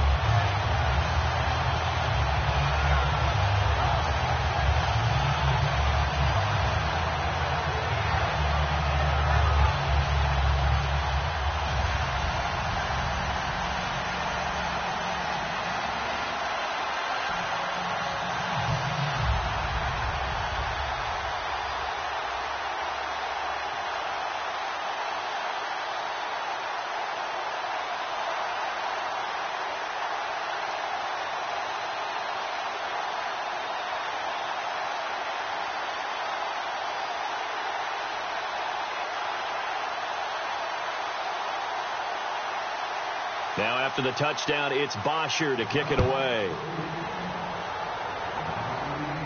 This fielded at the 2. And he'll make it across the 20 as his guys will set up shop at the 23-yard line. The Falcons set to get things rolling on defense again here. And last time out, they gave up the chip shot field goal, but obviously could have been worse than that. I think they felt pretty good about only giving up 3. No doubt about it. Anytime an offense gets into the red zone, the thinking naturally for the defense is, okay, 3 points. We're going to give up 3 here, but let's make it no more than that. They met their goal. On the other side, though, the offense, they weren't very happy. No, because there's an opportunity. Once you get to the red zone, you're not thinking about kicking a field goal. You're thinking about how do you get it into the end zone, and when you don't, you walk off the field feeling a little bit of failure on that drive. Yeah, who will have the better feeling at the end of this drive? A gain of 3, second down. I always like to talk about defense in terms of levels. First level defensive line, second level linebackers, third level defensive backs. On that run, that was what we call a first level run, and it was stopped by a second level player. 1 receiver left, 2 to the right. Now Rodgers. Finding his safety valve here. That's complete. And he's able to take this one up to the 35-yard line. It's an 8-yard pickup and leads to a new set of downs. I'm going to show my age here a little bit. We used to talk about running backs catching the ball as safety valves. Nowadays, they're a big part of the passing offense. Quit acting like you're so old. You're only 65.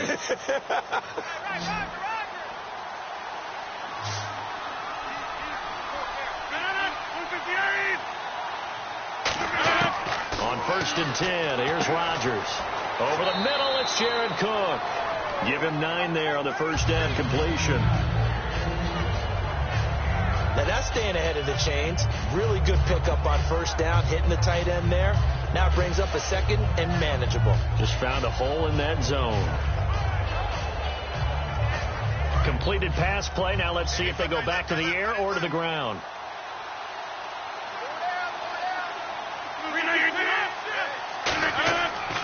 Starts. And he'll get it into enemy territory just across midfield at the 49. They get 6 on the pickup there as the drive will continue. 2nd and 1 and people want to run the football. This is where every back in the league is supposed to do exactly what we just saw there. Pick up the first down.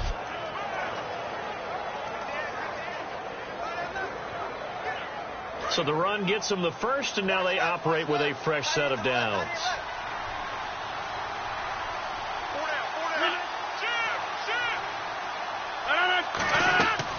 Again on the ground, again with Starks. And he's going to be stopped up at about the 47-yard line. 2 yards on the pickup there. It'll be 2nd and 8. That's a good play by the guys on the defensive side of the ball. Held him to a gain of 2. And that changes the playbook a little bit now for the guy calling plays. 2nd and 8. Now he's got to probably think about going to the air instead of maybe staying with the ground game. They come out here in the eye. Now a handoff here to his running back. And he'll get this down only to about the 46. He'll pick up only a yard there, and it'll leave him with a 3rd and 7. Well, so many times we look at a short run and we praise the offense for trying to set the tempo and establish things. But the defensive guys, hey, they just won the battle there. It wasn't a big run given up. They don't always have to absorb the body blows. Sometimes they dish them out themselves.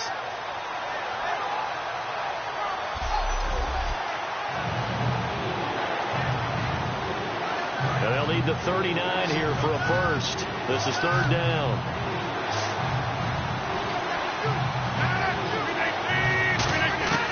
Throwing is Rodgers on 3rd down.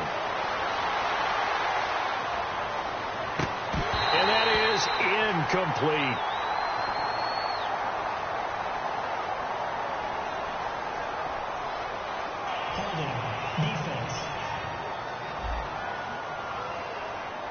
So the defensive holding penalty here, Charles.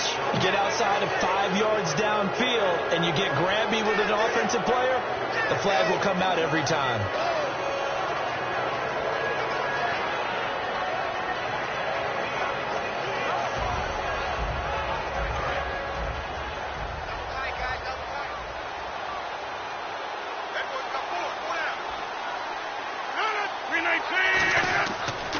Now a handoff looking right.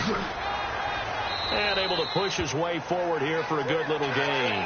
5 yards on the carry. Good pickup on first down.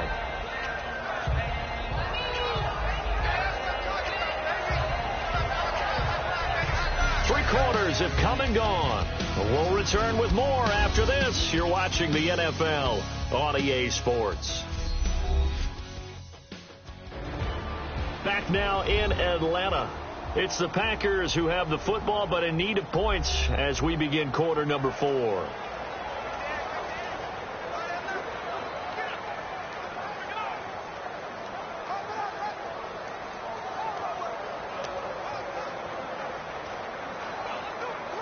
Second down following the run.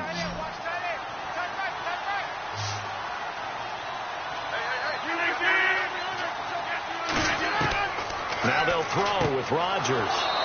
Now he'll dump it underneath to his running back, complete. At 5 yards on the play there, as the drive will continue.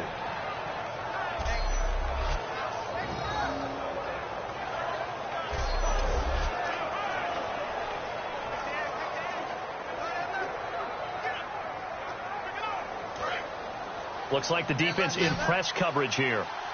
It's a 5-receiver set. 3 to the left, 2 to the right. Rodgers now on first down. Oh, there's that man again. It's complete. 5 yards on the catch there. Brings up second down. Completion was given up, and that's why you play zone defense, so that you can have people around the ball when it's caught, and you don't give up much run after the catch. So this will be the 9th play on this drive.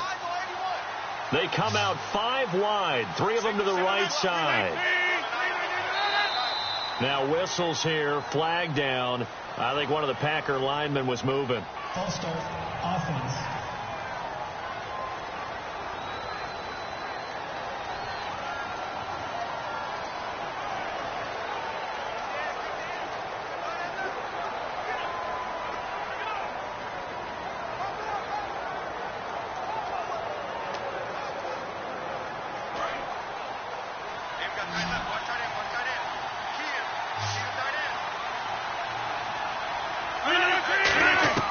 On second down, here's Rodgers. And he's got his favorite target yet again. It's complete. And he will get this into the end zone. Touchdown, Green Bay. Jared Cook, 29 yards. And the Packers make some inroads here on that deficit. Quarterback loves the receivers, but sometimes his best friend is that tight end. Yeah, it's hard to believe, isn't it? Because we always talk about the guys out wide and how acrobatic they are. But that tight end, great sight lines, easier throws, they become a bigger and bigger weapon as the NFL evolves. And now in a 9-point game, they'll still just need to go for 1 here. And it's good, so that will get them back within 1 score. So that one a pretty time-consuming 10-play drive. And the result, a Green Bay score.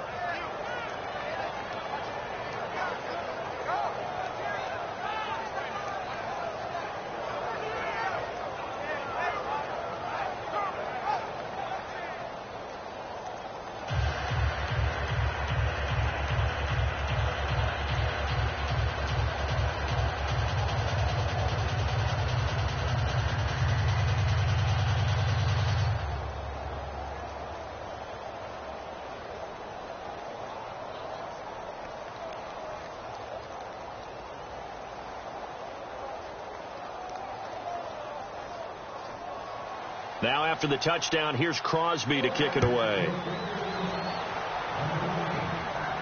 This fielded a few yards into the end zone. And he'll get it up to about the 26-yard line, just across the 25. Atlanta now coming out on the field. And that last drive was very, very balanced, pretty methodical. You think they go that route again? I'm always of the school that until they stop me from doing something, I'm going to continue. And I think that that's exactly what they'll look to do. But the beauty is the balance that they've created sets up opportunities for big plays. Looks like a run, turn into a play action, and throw one deep.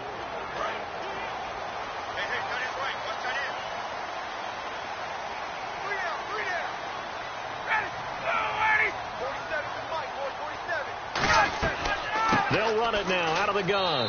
And they will stop him after a fairly minimal pickup. 2 yards on the carry there. It'll be second down. And in this situation with a lead fourth quarter, they're liking keeping the ball on the ground, I'm sure. That's just smart football, but you know the defense has to know it as well. They've got to stop them here.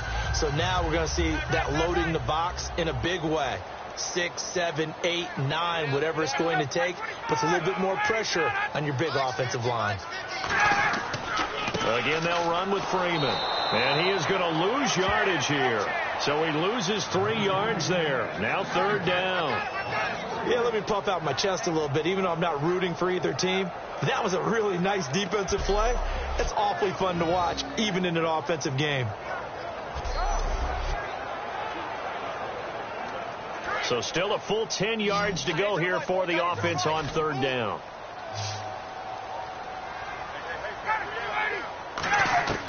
From the gun on third down, Ryan. And this is going to be incomplete. The Pro Bowl wideout Julio Jones is intended receiver. Now 4th down.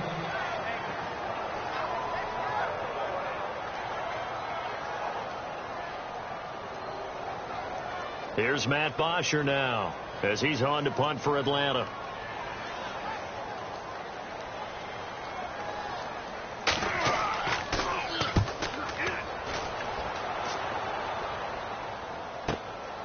Oh, he shifts past him. 12 yards on the return that time. And it'll be Packer football here. 1st down and 10. And Green Bay getting ready to go as they take the field. And they're hoping to capture some of that magic they had last time out when they were able to put together a scoring drive. But they're still down here, Charles. Not the major concern, though, because of what you talked about. They scored the last time out. They feel good about themselves. They feel like their game plan is now in effect. They know how to attack and what plays they want to put together. But they've got to keep it moving in the right direction because, as you did note, they are down on the scoreboard.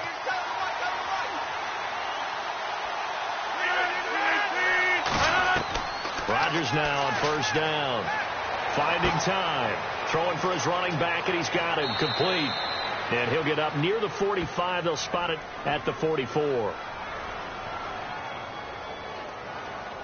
Personal foul. Face mask. Defense. Face mask penalty, and Charles, you were a defender. You know sometimes in the heat of the moment, it's hard to keep your hands away from that face mask. Sometimes you just get out of position as a defender when you're trying to make a tackle, so you end up flailing away, and your hand gets into the wrong spot.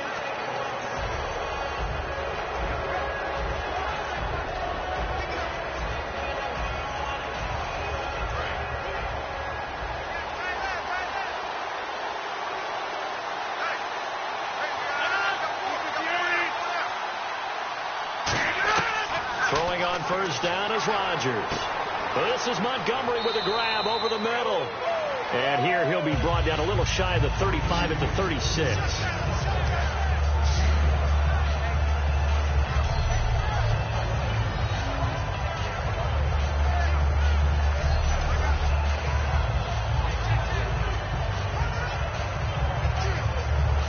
So they complete the pass, and now they face a 2nd down.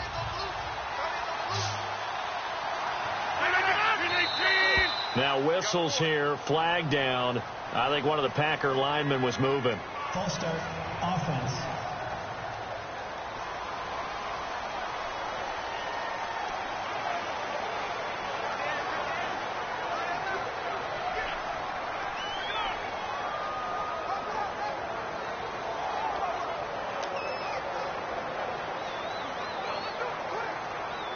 So they're still at the original line of scrimmage here. 2nd down and 10.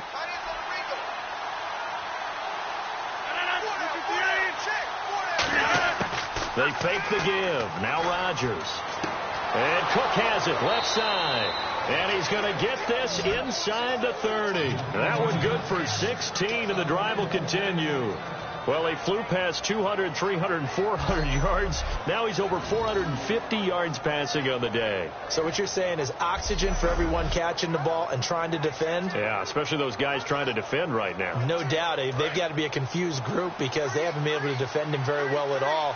And I think he just wants to keep firing. When you have that kind of a day, you're just locked in. Just keep calling those pass plays. Throwing is Rodgers. Over the middle, that's caught by Adams. 5 yards on the catch there, brings up 2nd down.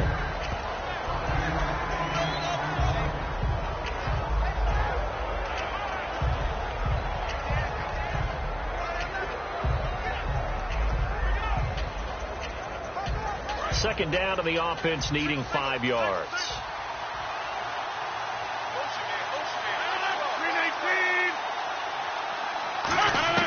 Again, they'll throw with Rodgers. His throw incomplete. He was looking for his tight end, Richard Rodgers, that time. And it's 3rd and 5.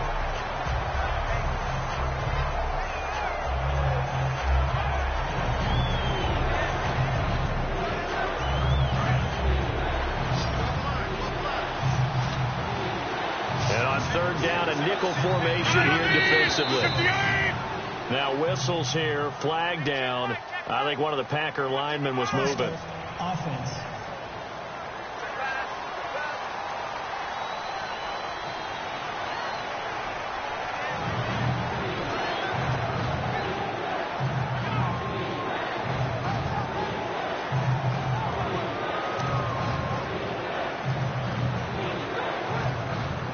And the yellow flag hurts this offense, and now they face a tough third down.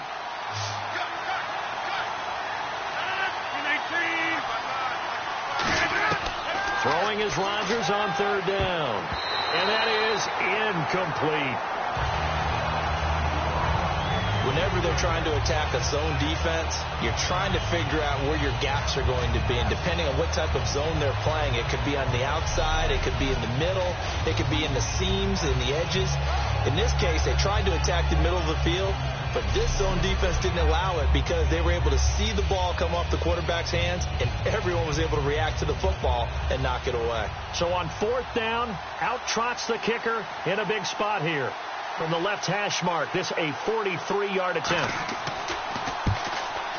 And Crosby puts it through, and high fives for that one as that drive ends in 3.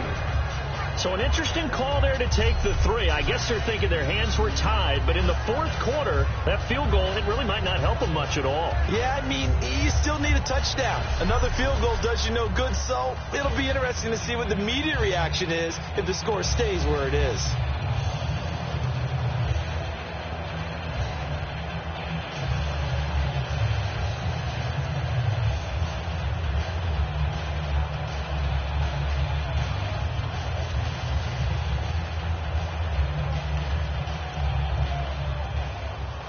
After the made field goal, now Crosby will do the kickoff duties.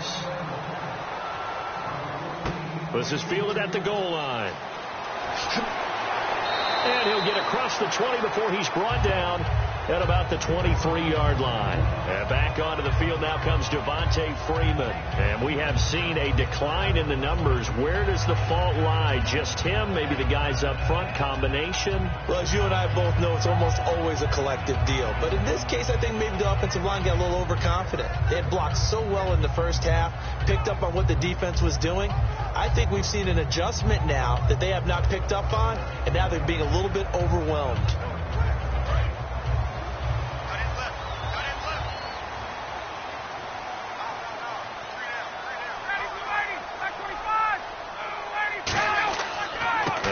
Going to give it to Freeman. Oh, look at the juke. He won't go down.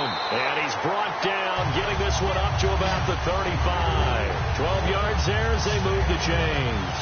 When a coaching staff sees their team run the ball this successfully in the fourth quarter, they're really excited because you can plan for a running game all you want and want to press that advantage when you get it. But for the most part, it's a little bit of a surprise. And right now, they've got to keep that going. Want to continue to grind out the clock because it's definitely in their favor at this stage of the game. Can they close the game out and continue to do exactly what we just saw there, and that's run the football. We got three, fellas, we got three. Ready, 25. Now Freeman, he's been busy today. And unable to get downhill there as he'll take this up to about the 37. Give him a couple on the carry there, 2nd and 8. The fourth quarter here, they've got the lead. They want to keep it on the ground. That's what they're doing. Smart football. Keep the clock grinding. Keep it going. But you got to figure now, they're going to see more people stacked up in the line of scrimmage as they try and bleed it out. Freeman, the lone man in the backfield. On 2nd down, Ryan. And he'll slide down to avoid the contact. 4 yards on the pickup, and that'll bring up a 3rd down.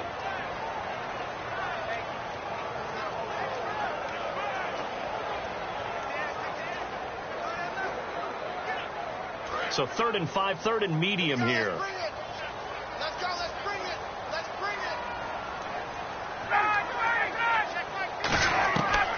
They'll run it now out of the gun. And he'll push his way up to about the 44 here. Give him 3 yards there as that'll take us to 4th down. When a good play is made on defense, oftentimes leverage is the key to everything. Defensive line not getting turned, all the other guys making sure they're in the right spot. And on that play, they were able to stop them short of a 1st down. Here's Matt Bosher now, as he'll punt it away for the 4th time today.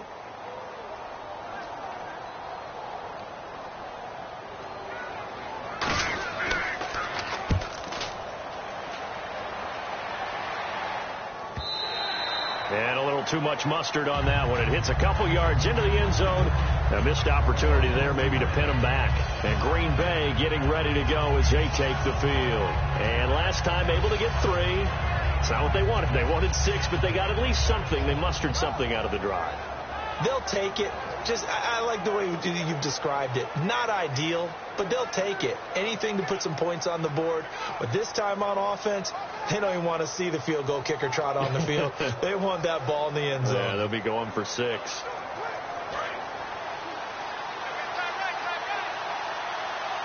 They come out 5 wide, 3 of them to the right side.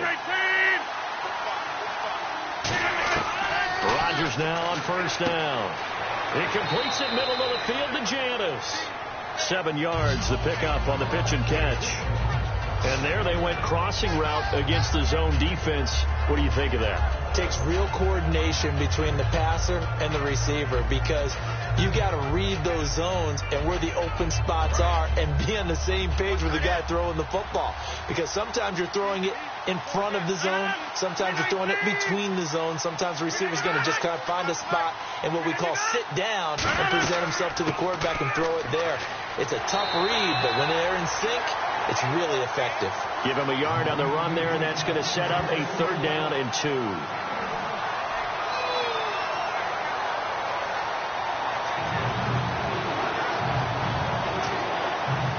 And this defense looks for one more stop here on 3rd after the run.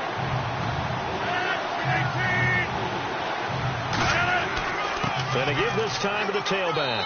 And he's going to get to the 31, enough for the 1st down. Only 3 there on the pickup, but that's enough to move the chains. On 3rd down, that's a good job of situational football and understanding where the 1st down marker was and getting there.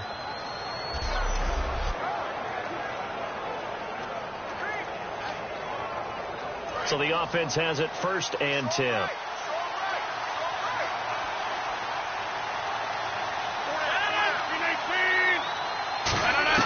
On 1st and 10, here's Rodgers. He's got time in the pocket. He's going to flip one out here to his running back.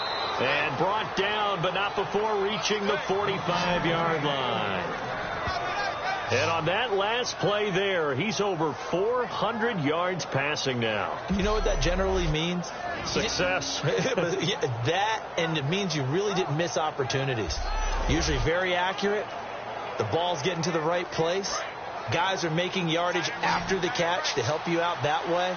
I mean, the whole team has picked it up. And don't forget, that means the offensive line has had to pass protect pretty well, too. Everyone dialed in.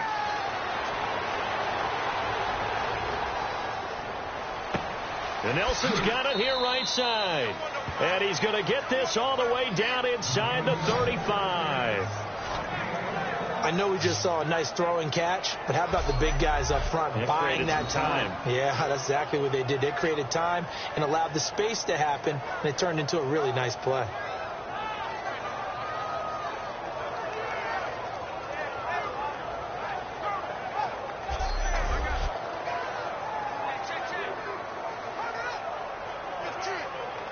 So after that big gain, let's see what else the offense has up its sleeve.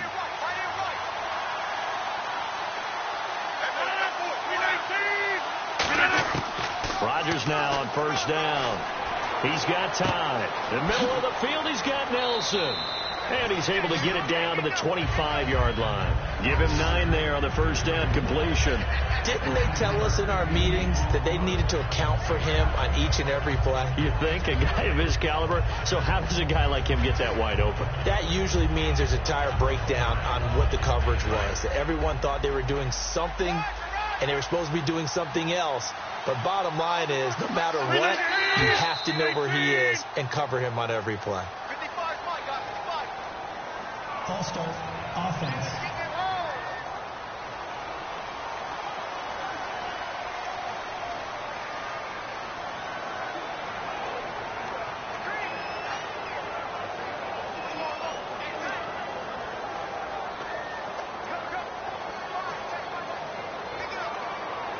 6 yards to go here on second down. 2 receivers left, 1 to the right. Rodgers again now. He's going to find his running back. It's complete. They'll get nothing out of that one, and it's going to lead to a third down. The defense loves to hang their hat on that, don't they? You get a guy that catches the ball, but you stop him for no gain. Without a doubt, because they're also used to trying to catch people after the catch, and they miss. And that turns into what? A huge play. We've seen it so many times. In this case, though, catch was made, put down right on the spot. Play number 7 now coming up on the drive. 3rd and 5. 1 receiver left, 2 to the right. Rodgers to throw once more. He's just going to dump this one off to his fullback out of the backfield. And they get 10 yards there and convert on 3rd. Well, they've had a great, impressive drive going here, and that pickup ensures the drive continues. And not only do you continue the drive, which is demoralizing for the guys on the defensive side of the ball right now, but you make your own defense happy. They're able to get a little more rest over on the sidelines while this one continues downfield.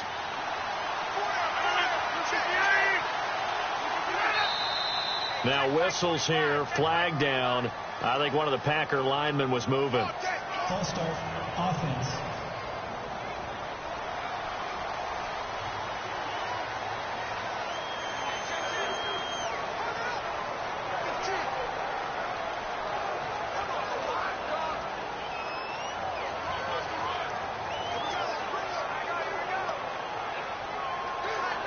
And the 8th play on this drive coming up.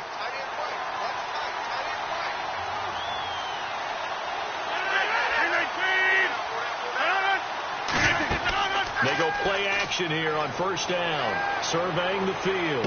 To the sideline, and that is a heck of a catch as he was able to get both feet in. If you're running out route, it's likely you're going to end up near the sideline. And what did we just see there? Toe tap. You got it. The benefits of practice. Toe tapping, foot dragging, picking it up, and making sure it was a catch. 2nd down now after the pass completion.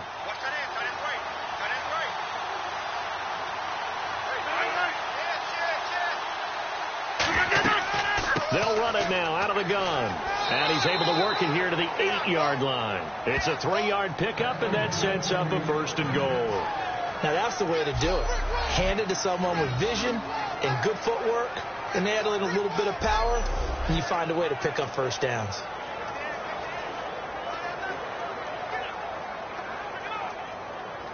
Well, just play after play after play on this long drive for the offense.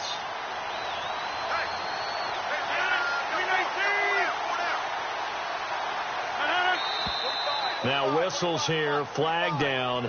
I think one of the Packer linemen was moving. False start, offense.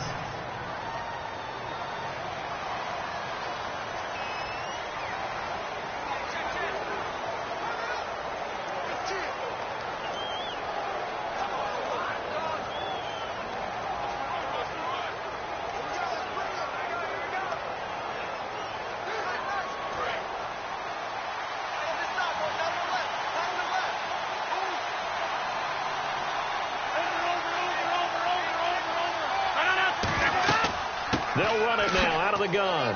And he'll get this one down to about the 10-yard line. Give him 3 on the gain there. 2nd and goal.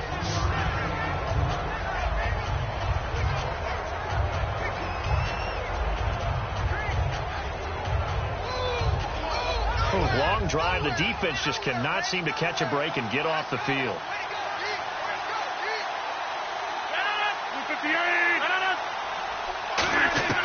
On 2nd down, here's Rodgers. This will be caught at about the 6. And they'll get 9 there as that sets him up better for 3rd down. They like going to him in the slot. He catches another one. I think this comes under the heading of until they stop him, why not go back to him? He has something going really well. Great working relationship with the guy throwing the ball, and they keep making the connection. They've gotten it to the 1. Can they get that final yard here on 3rd and goal? Now whistles here, flag down. I think one of the Packer linemen was moving. False start, offense.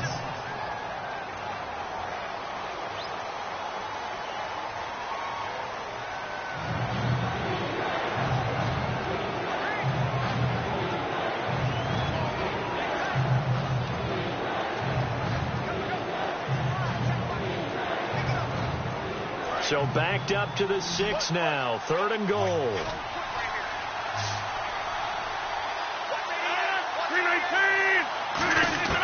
Rodgers now on 3rd and goal. He dropped it. Couldn't hang on in the end zone. So no 6 points, incomplete. After all the preparation, all the practice, a play like that will absolutely break your heart. They had everything they wanted, just unable to complete it. In the end zone, a big-time drop. Likely the play of the game here, trailing in the final quarter and going for it on 4th and goal. Now Rodgers got to have this one. And no, it's incomplete. They can't hook up here on the 4th down pass attempt. And the Falcons defense stands tall. They'll get the football back. So the failure to convert no doubt really hurts. But this one's not over. A good chunk of time on the clock and the timeouts. Yeah, not only do they have the timeouts, as you just noted, they're going to get an extra one with the 2-minute warning. And that's going to help them big way. So in a sense, they have 4 timeouts in their pocket. The big thing, stopping them on defense now. They can't let them get a first down and make them use their timeouts and get a fresh set of downs. They've got to stop them right here. And if so, they've still got an opportunity.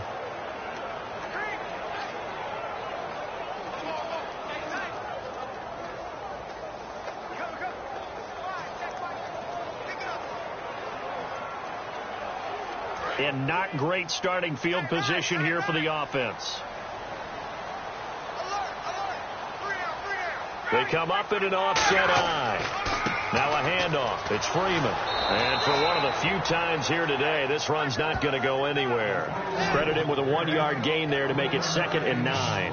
In order to play really good run defense when you're playing a 3-4, those 3 guys up front, the nose tackle and the guys they call the defensive ends, they're usually big people because they're going to have to eat up a lot of blockers because it's usually 5-on-3. And when they do their job well, guys who play on the inside, those inside linebackers, they're able to just roam and hit. And some room to roam now. And he'll cut it. Devontae Freeman. They're not going to get him. Touchdown, Falcons. Devontae Freeman, 93 yards. And the Falcons will add on to their lead. So their backs were against the wall, deep back in their own territory, and they run it all the way down into the end zone. That takes a lot of coordination for an offensive team, doesn't it? Because, let's face it, it's really not a surprise that they're going to run the ball in that situation. Backed up that close to their own end zone, usually do call running plays, trying to be safe. Instead, it turns into an electrical run, a bolt for your team, and off he goes to the races. Here's Bryant for the extra point. And he's been a busy man, 5 for 5 now as he knocks another one through to extend the lead. So 2 plays on that scoring drive. That's how they drew it up. And the long run into the end zone, and what a run it was.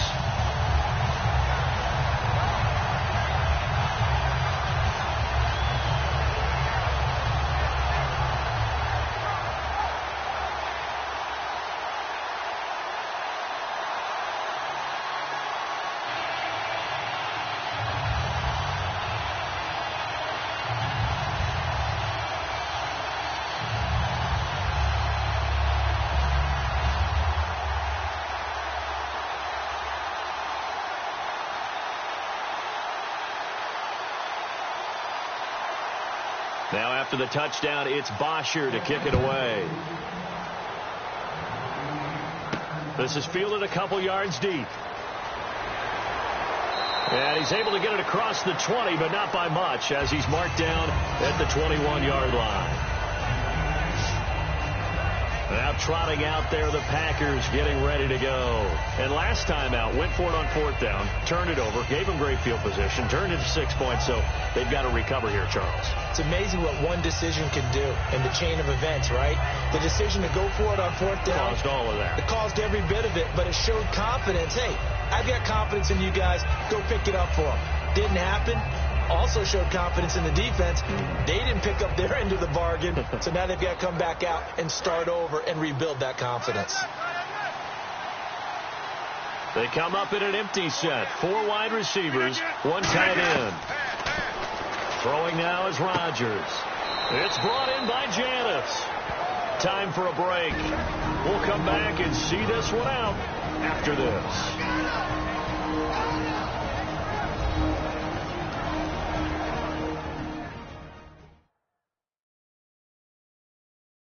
So it's Packer football here as we welcome you back. And let's see what they've come up with offensively after having time to talk it over.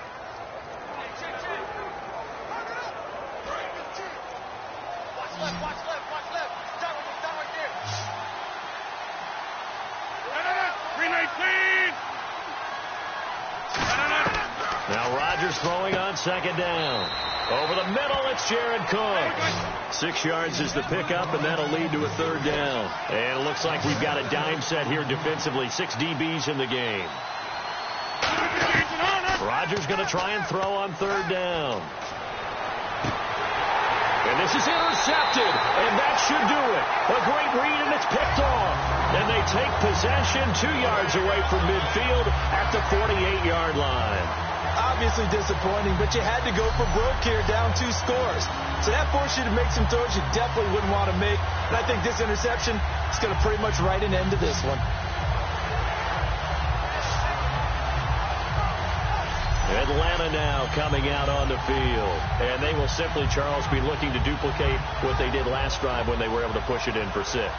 And they hope it'll be that easy, right? To be able to take exactly what happened before, replicate it. They may have to make a few additional changes along the way because I'm sure the defense will make some adjustments, but they've got to have great confidence having scored the last time out.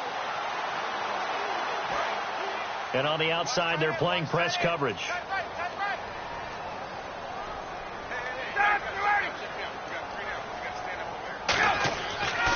Freeman at tailback. He's got it running left. So a nice job to... And now a timeout coming from the defensive side for the Packers. It's just their first. They've got 2 more to use here in the final stages.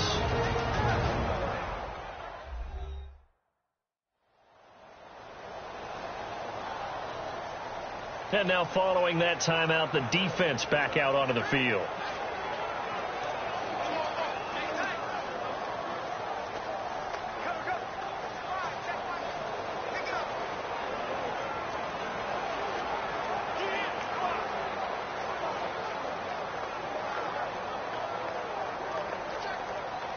And after the play on the ground, that brings up second down here.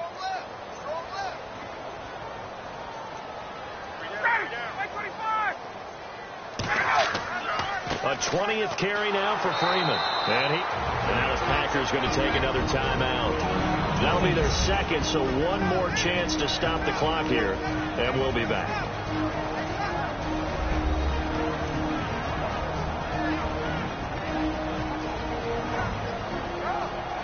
So a defensive timeout, chance to regather, regroup, and get set as we resume action.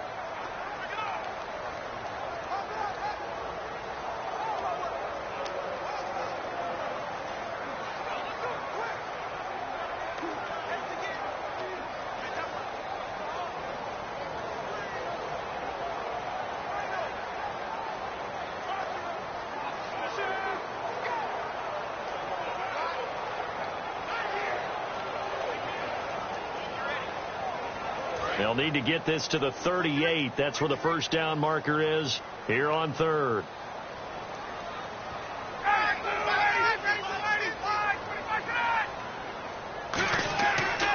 Here's Coleman. And some room to work. And he's able to get it to the 33. Good enough for a first down. And play is stopped here. Timeout. It's the defense calling the timeout here. That'll be their third and final stoppage here as we step aside. The defense, they got a little bit of a breather. Now they're back and set as we resume play.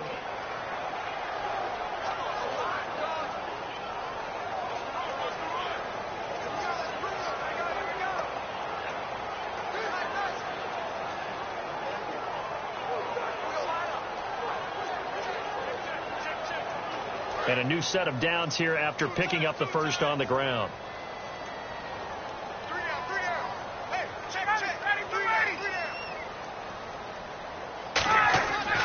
They run. Devontae Freeman. And for one of the few times here today, this run's not going to go anywhere. No gain on the play. It'll be second down. But he was stopped on that play. We said plenty of carries all afternoon. Every now and then the defense is going to win one, but I don't think they'll shy away from handing it to him the rest of the game.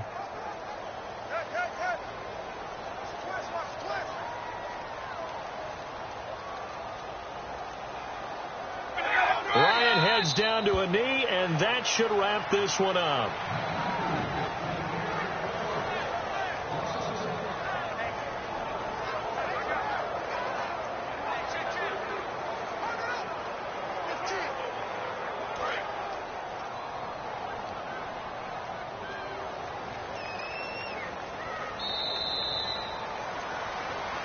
Well, I know at points in this when you wanted to close your eyes because of all the points that were being put on the scoreboard. You're a defensive guy, but it was a fun little track meet, wasn't it? It was, and you know the people who really enjoyed this game? They're the ones that like going to batting practice at the Major League Baseball parks, right? Seeing the 14-11 game, that sort of deal. That's right up their alley with what we saw in this one.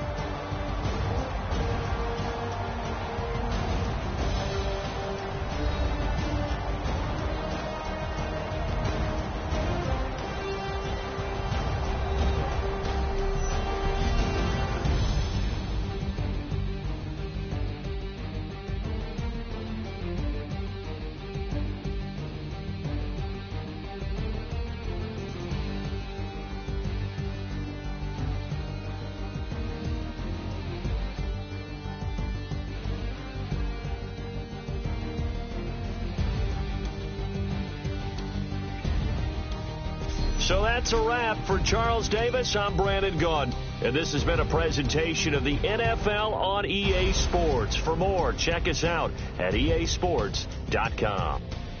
It's a win for the Falcons here as we say so long from Atlanta.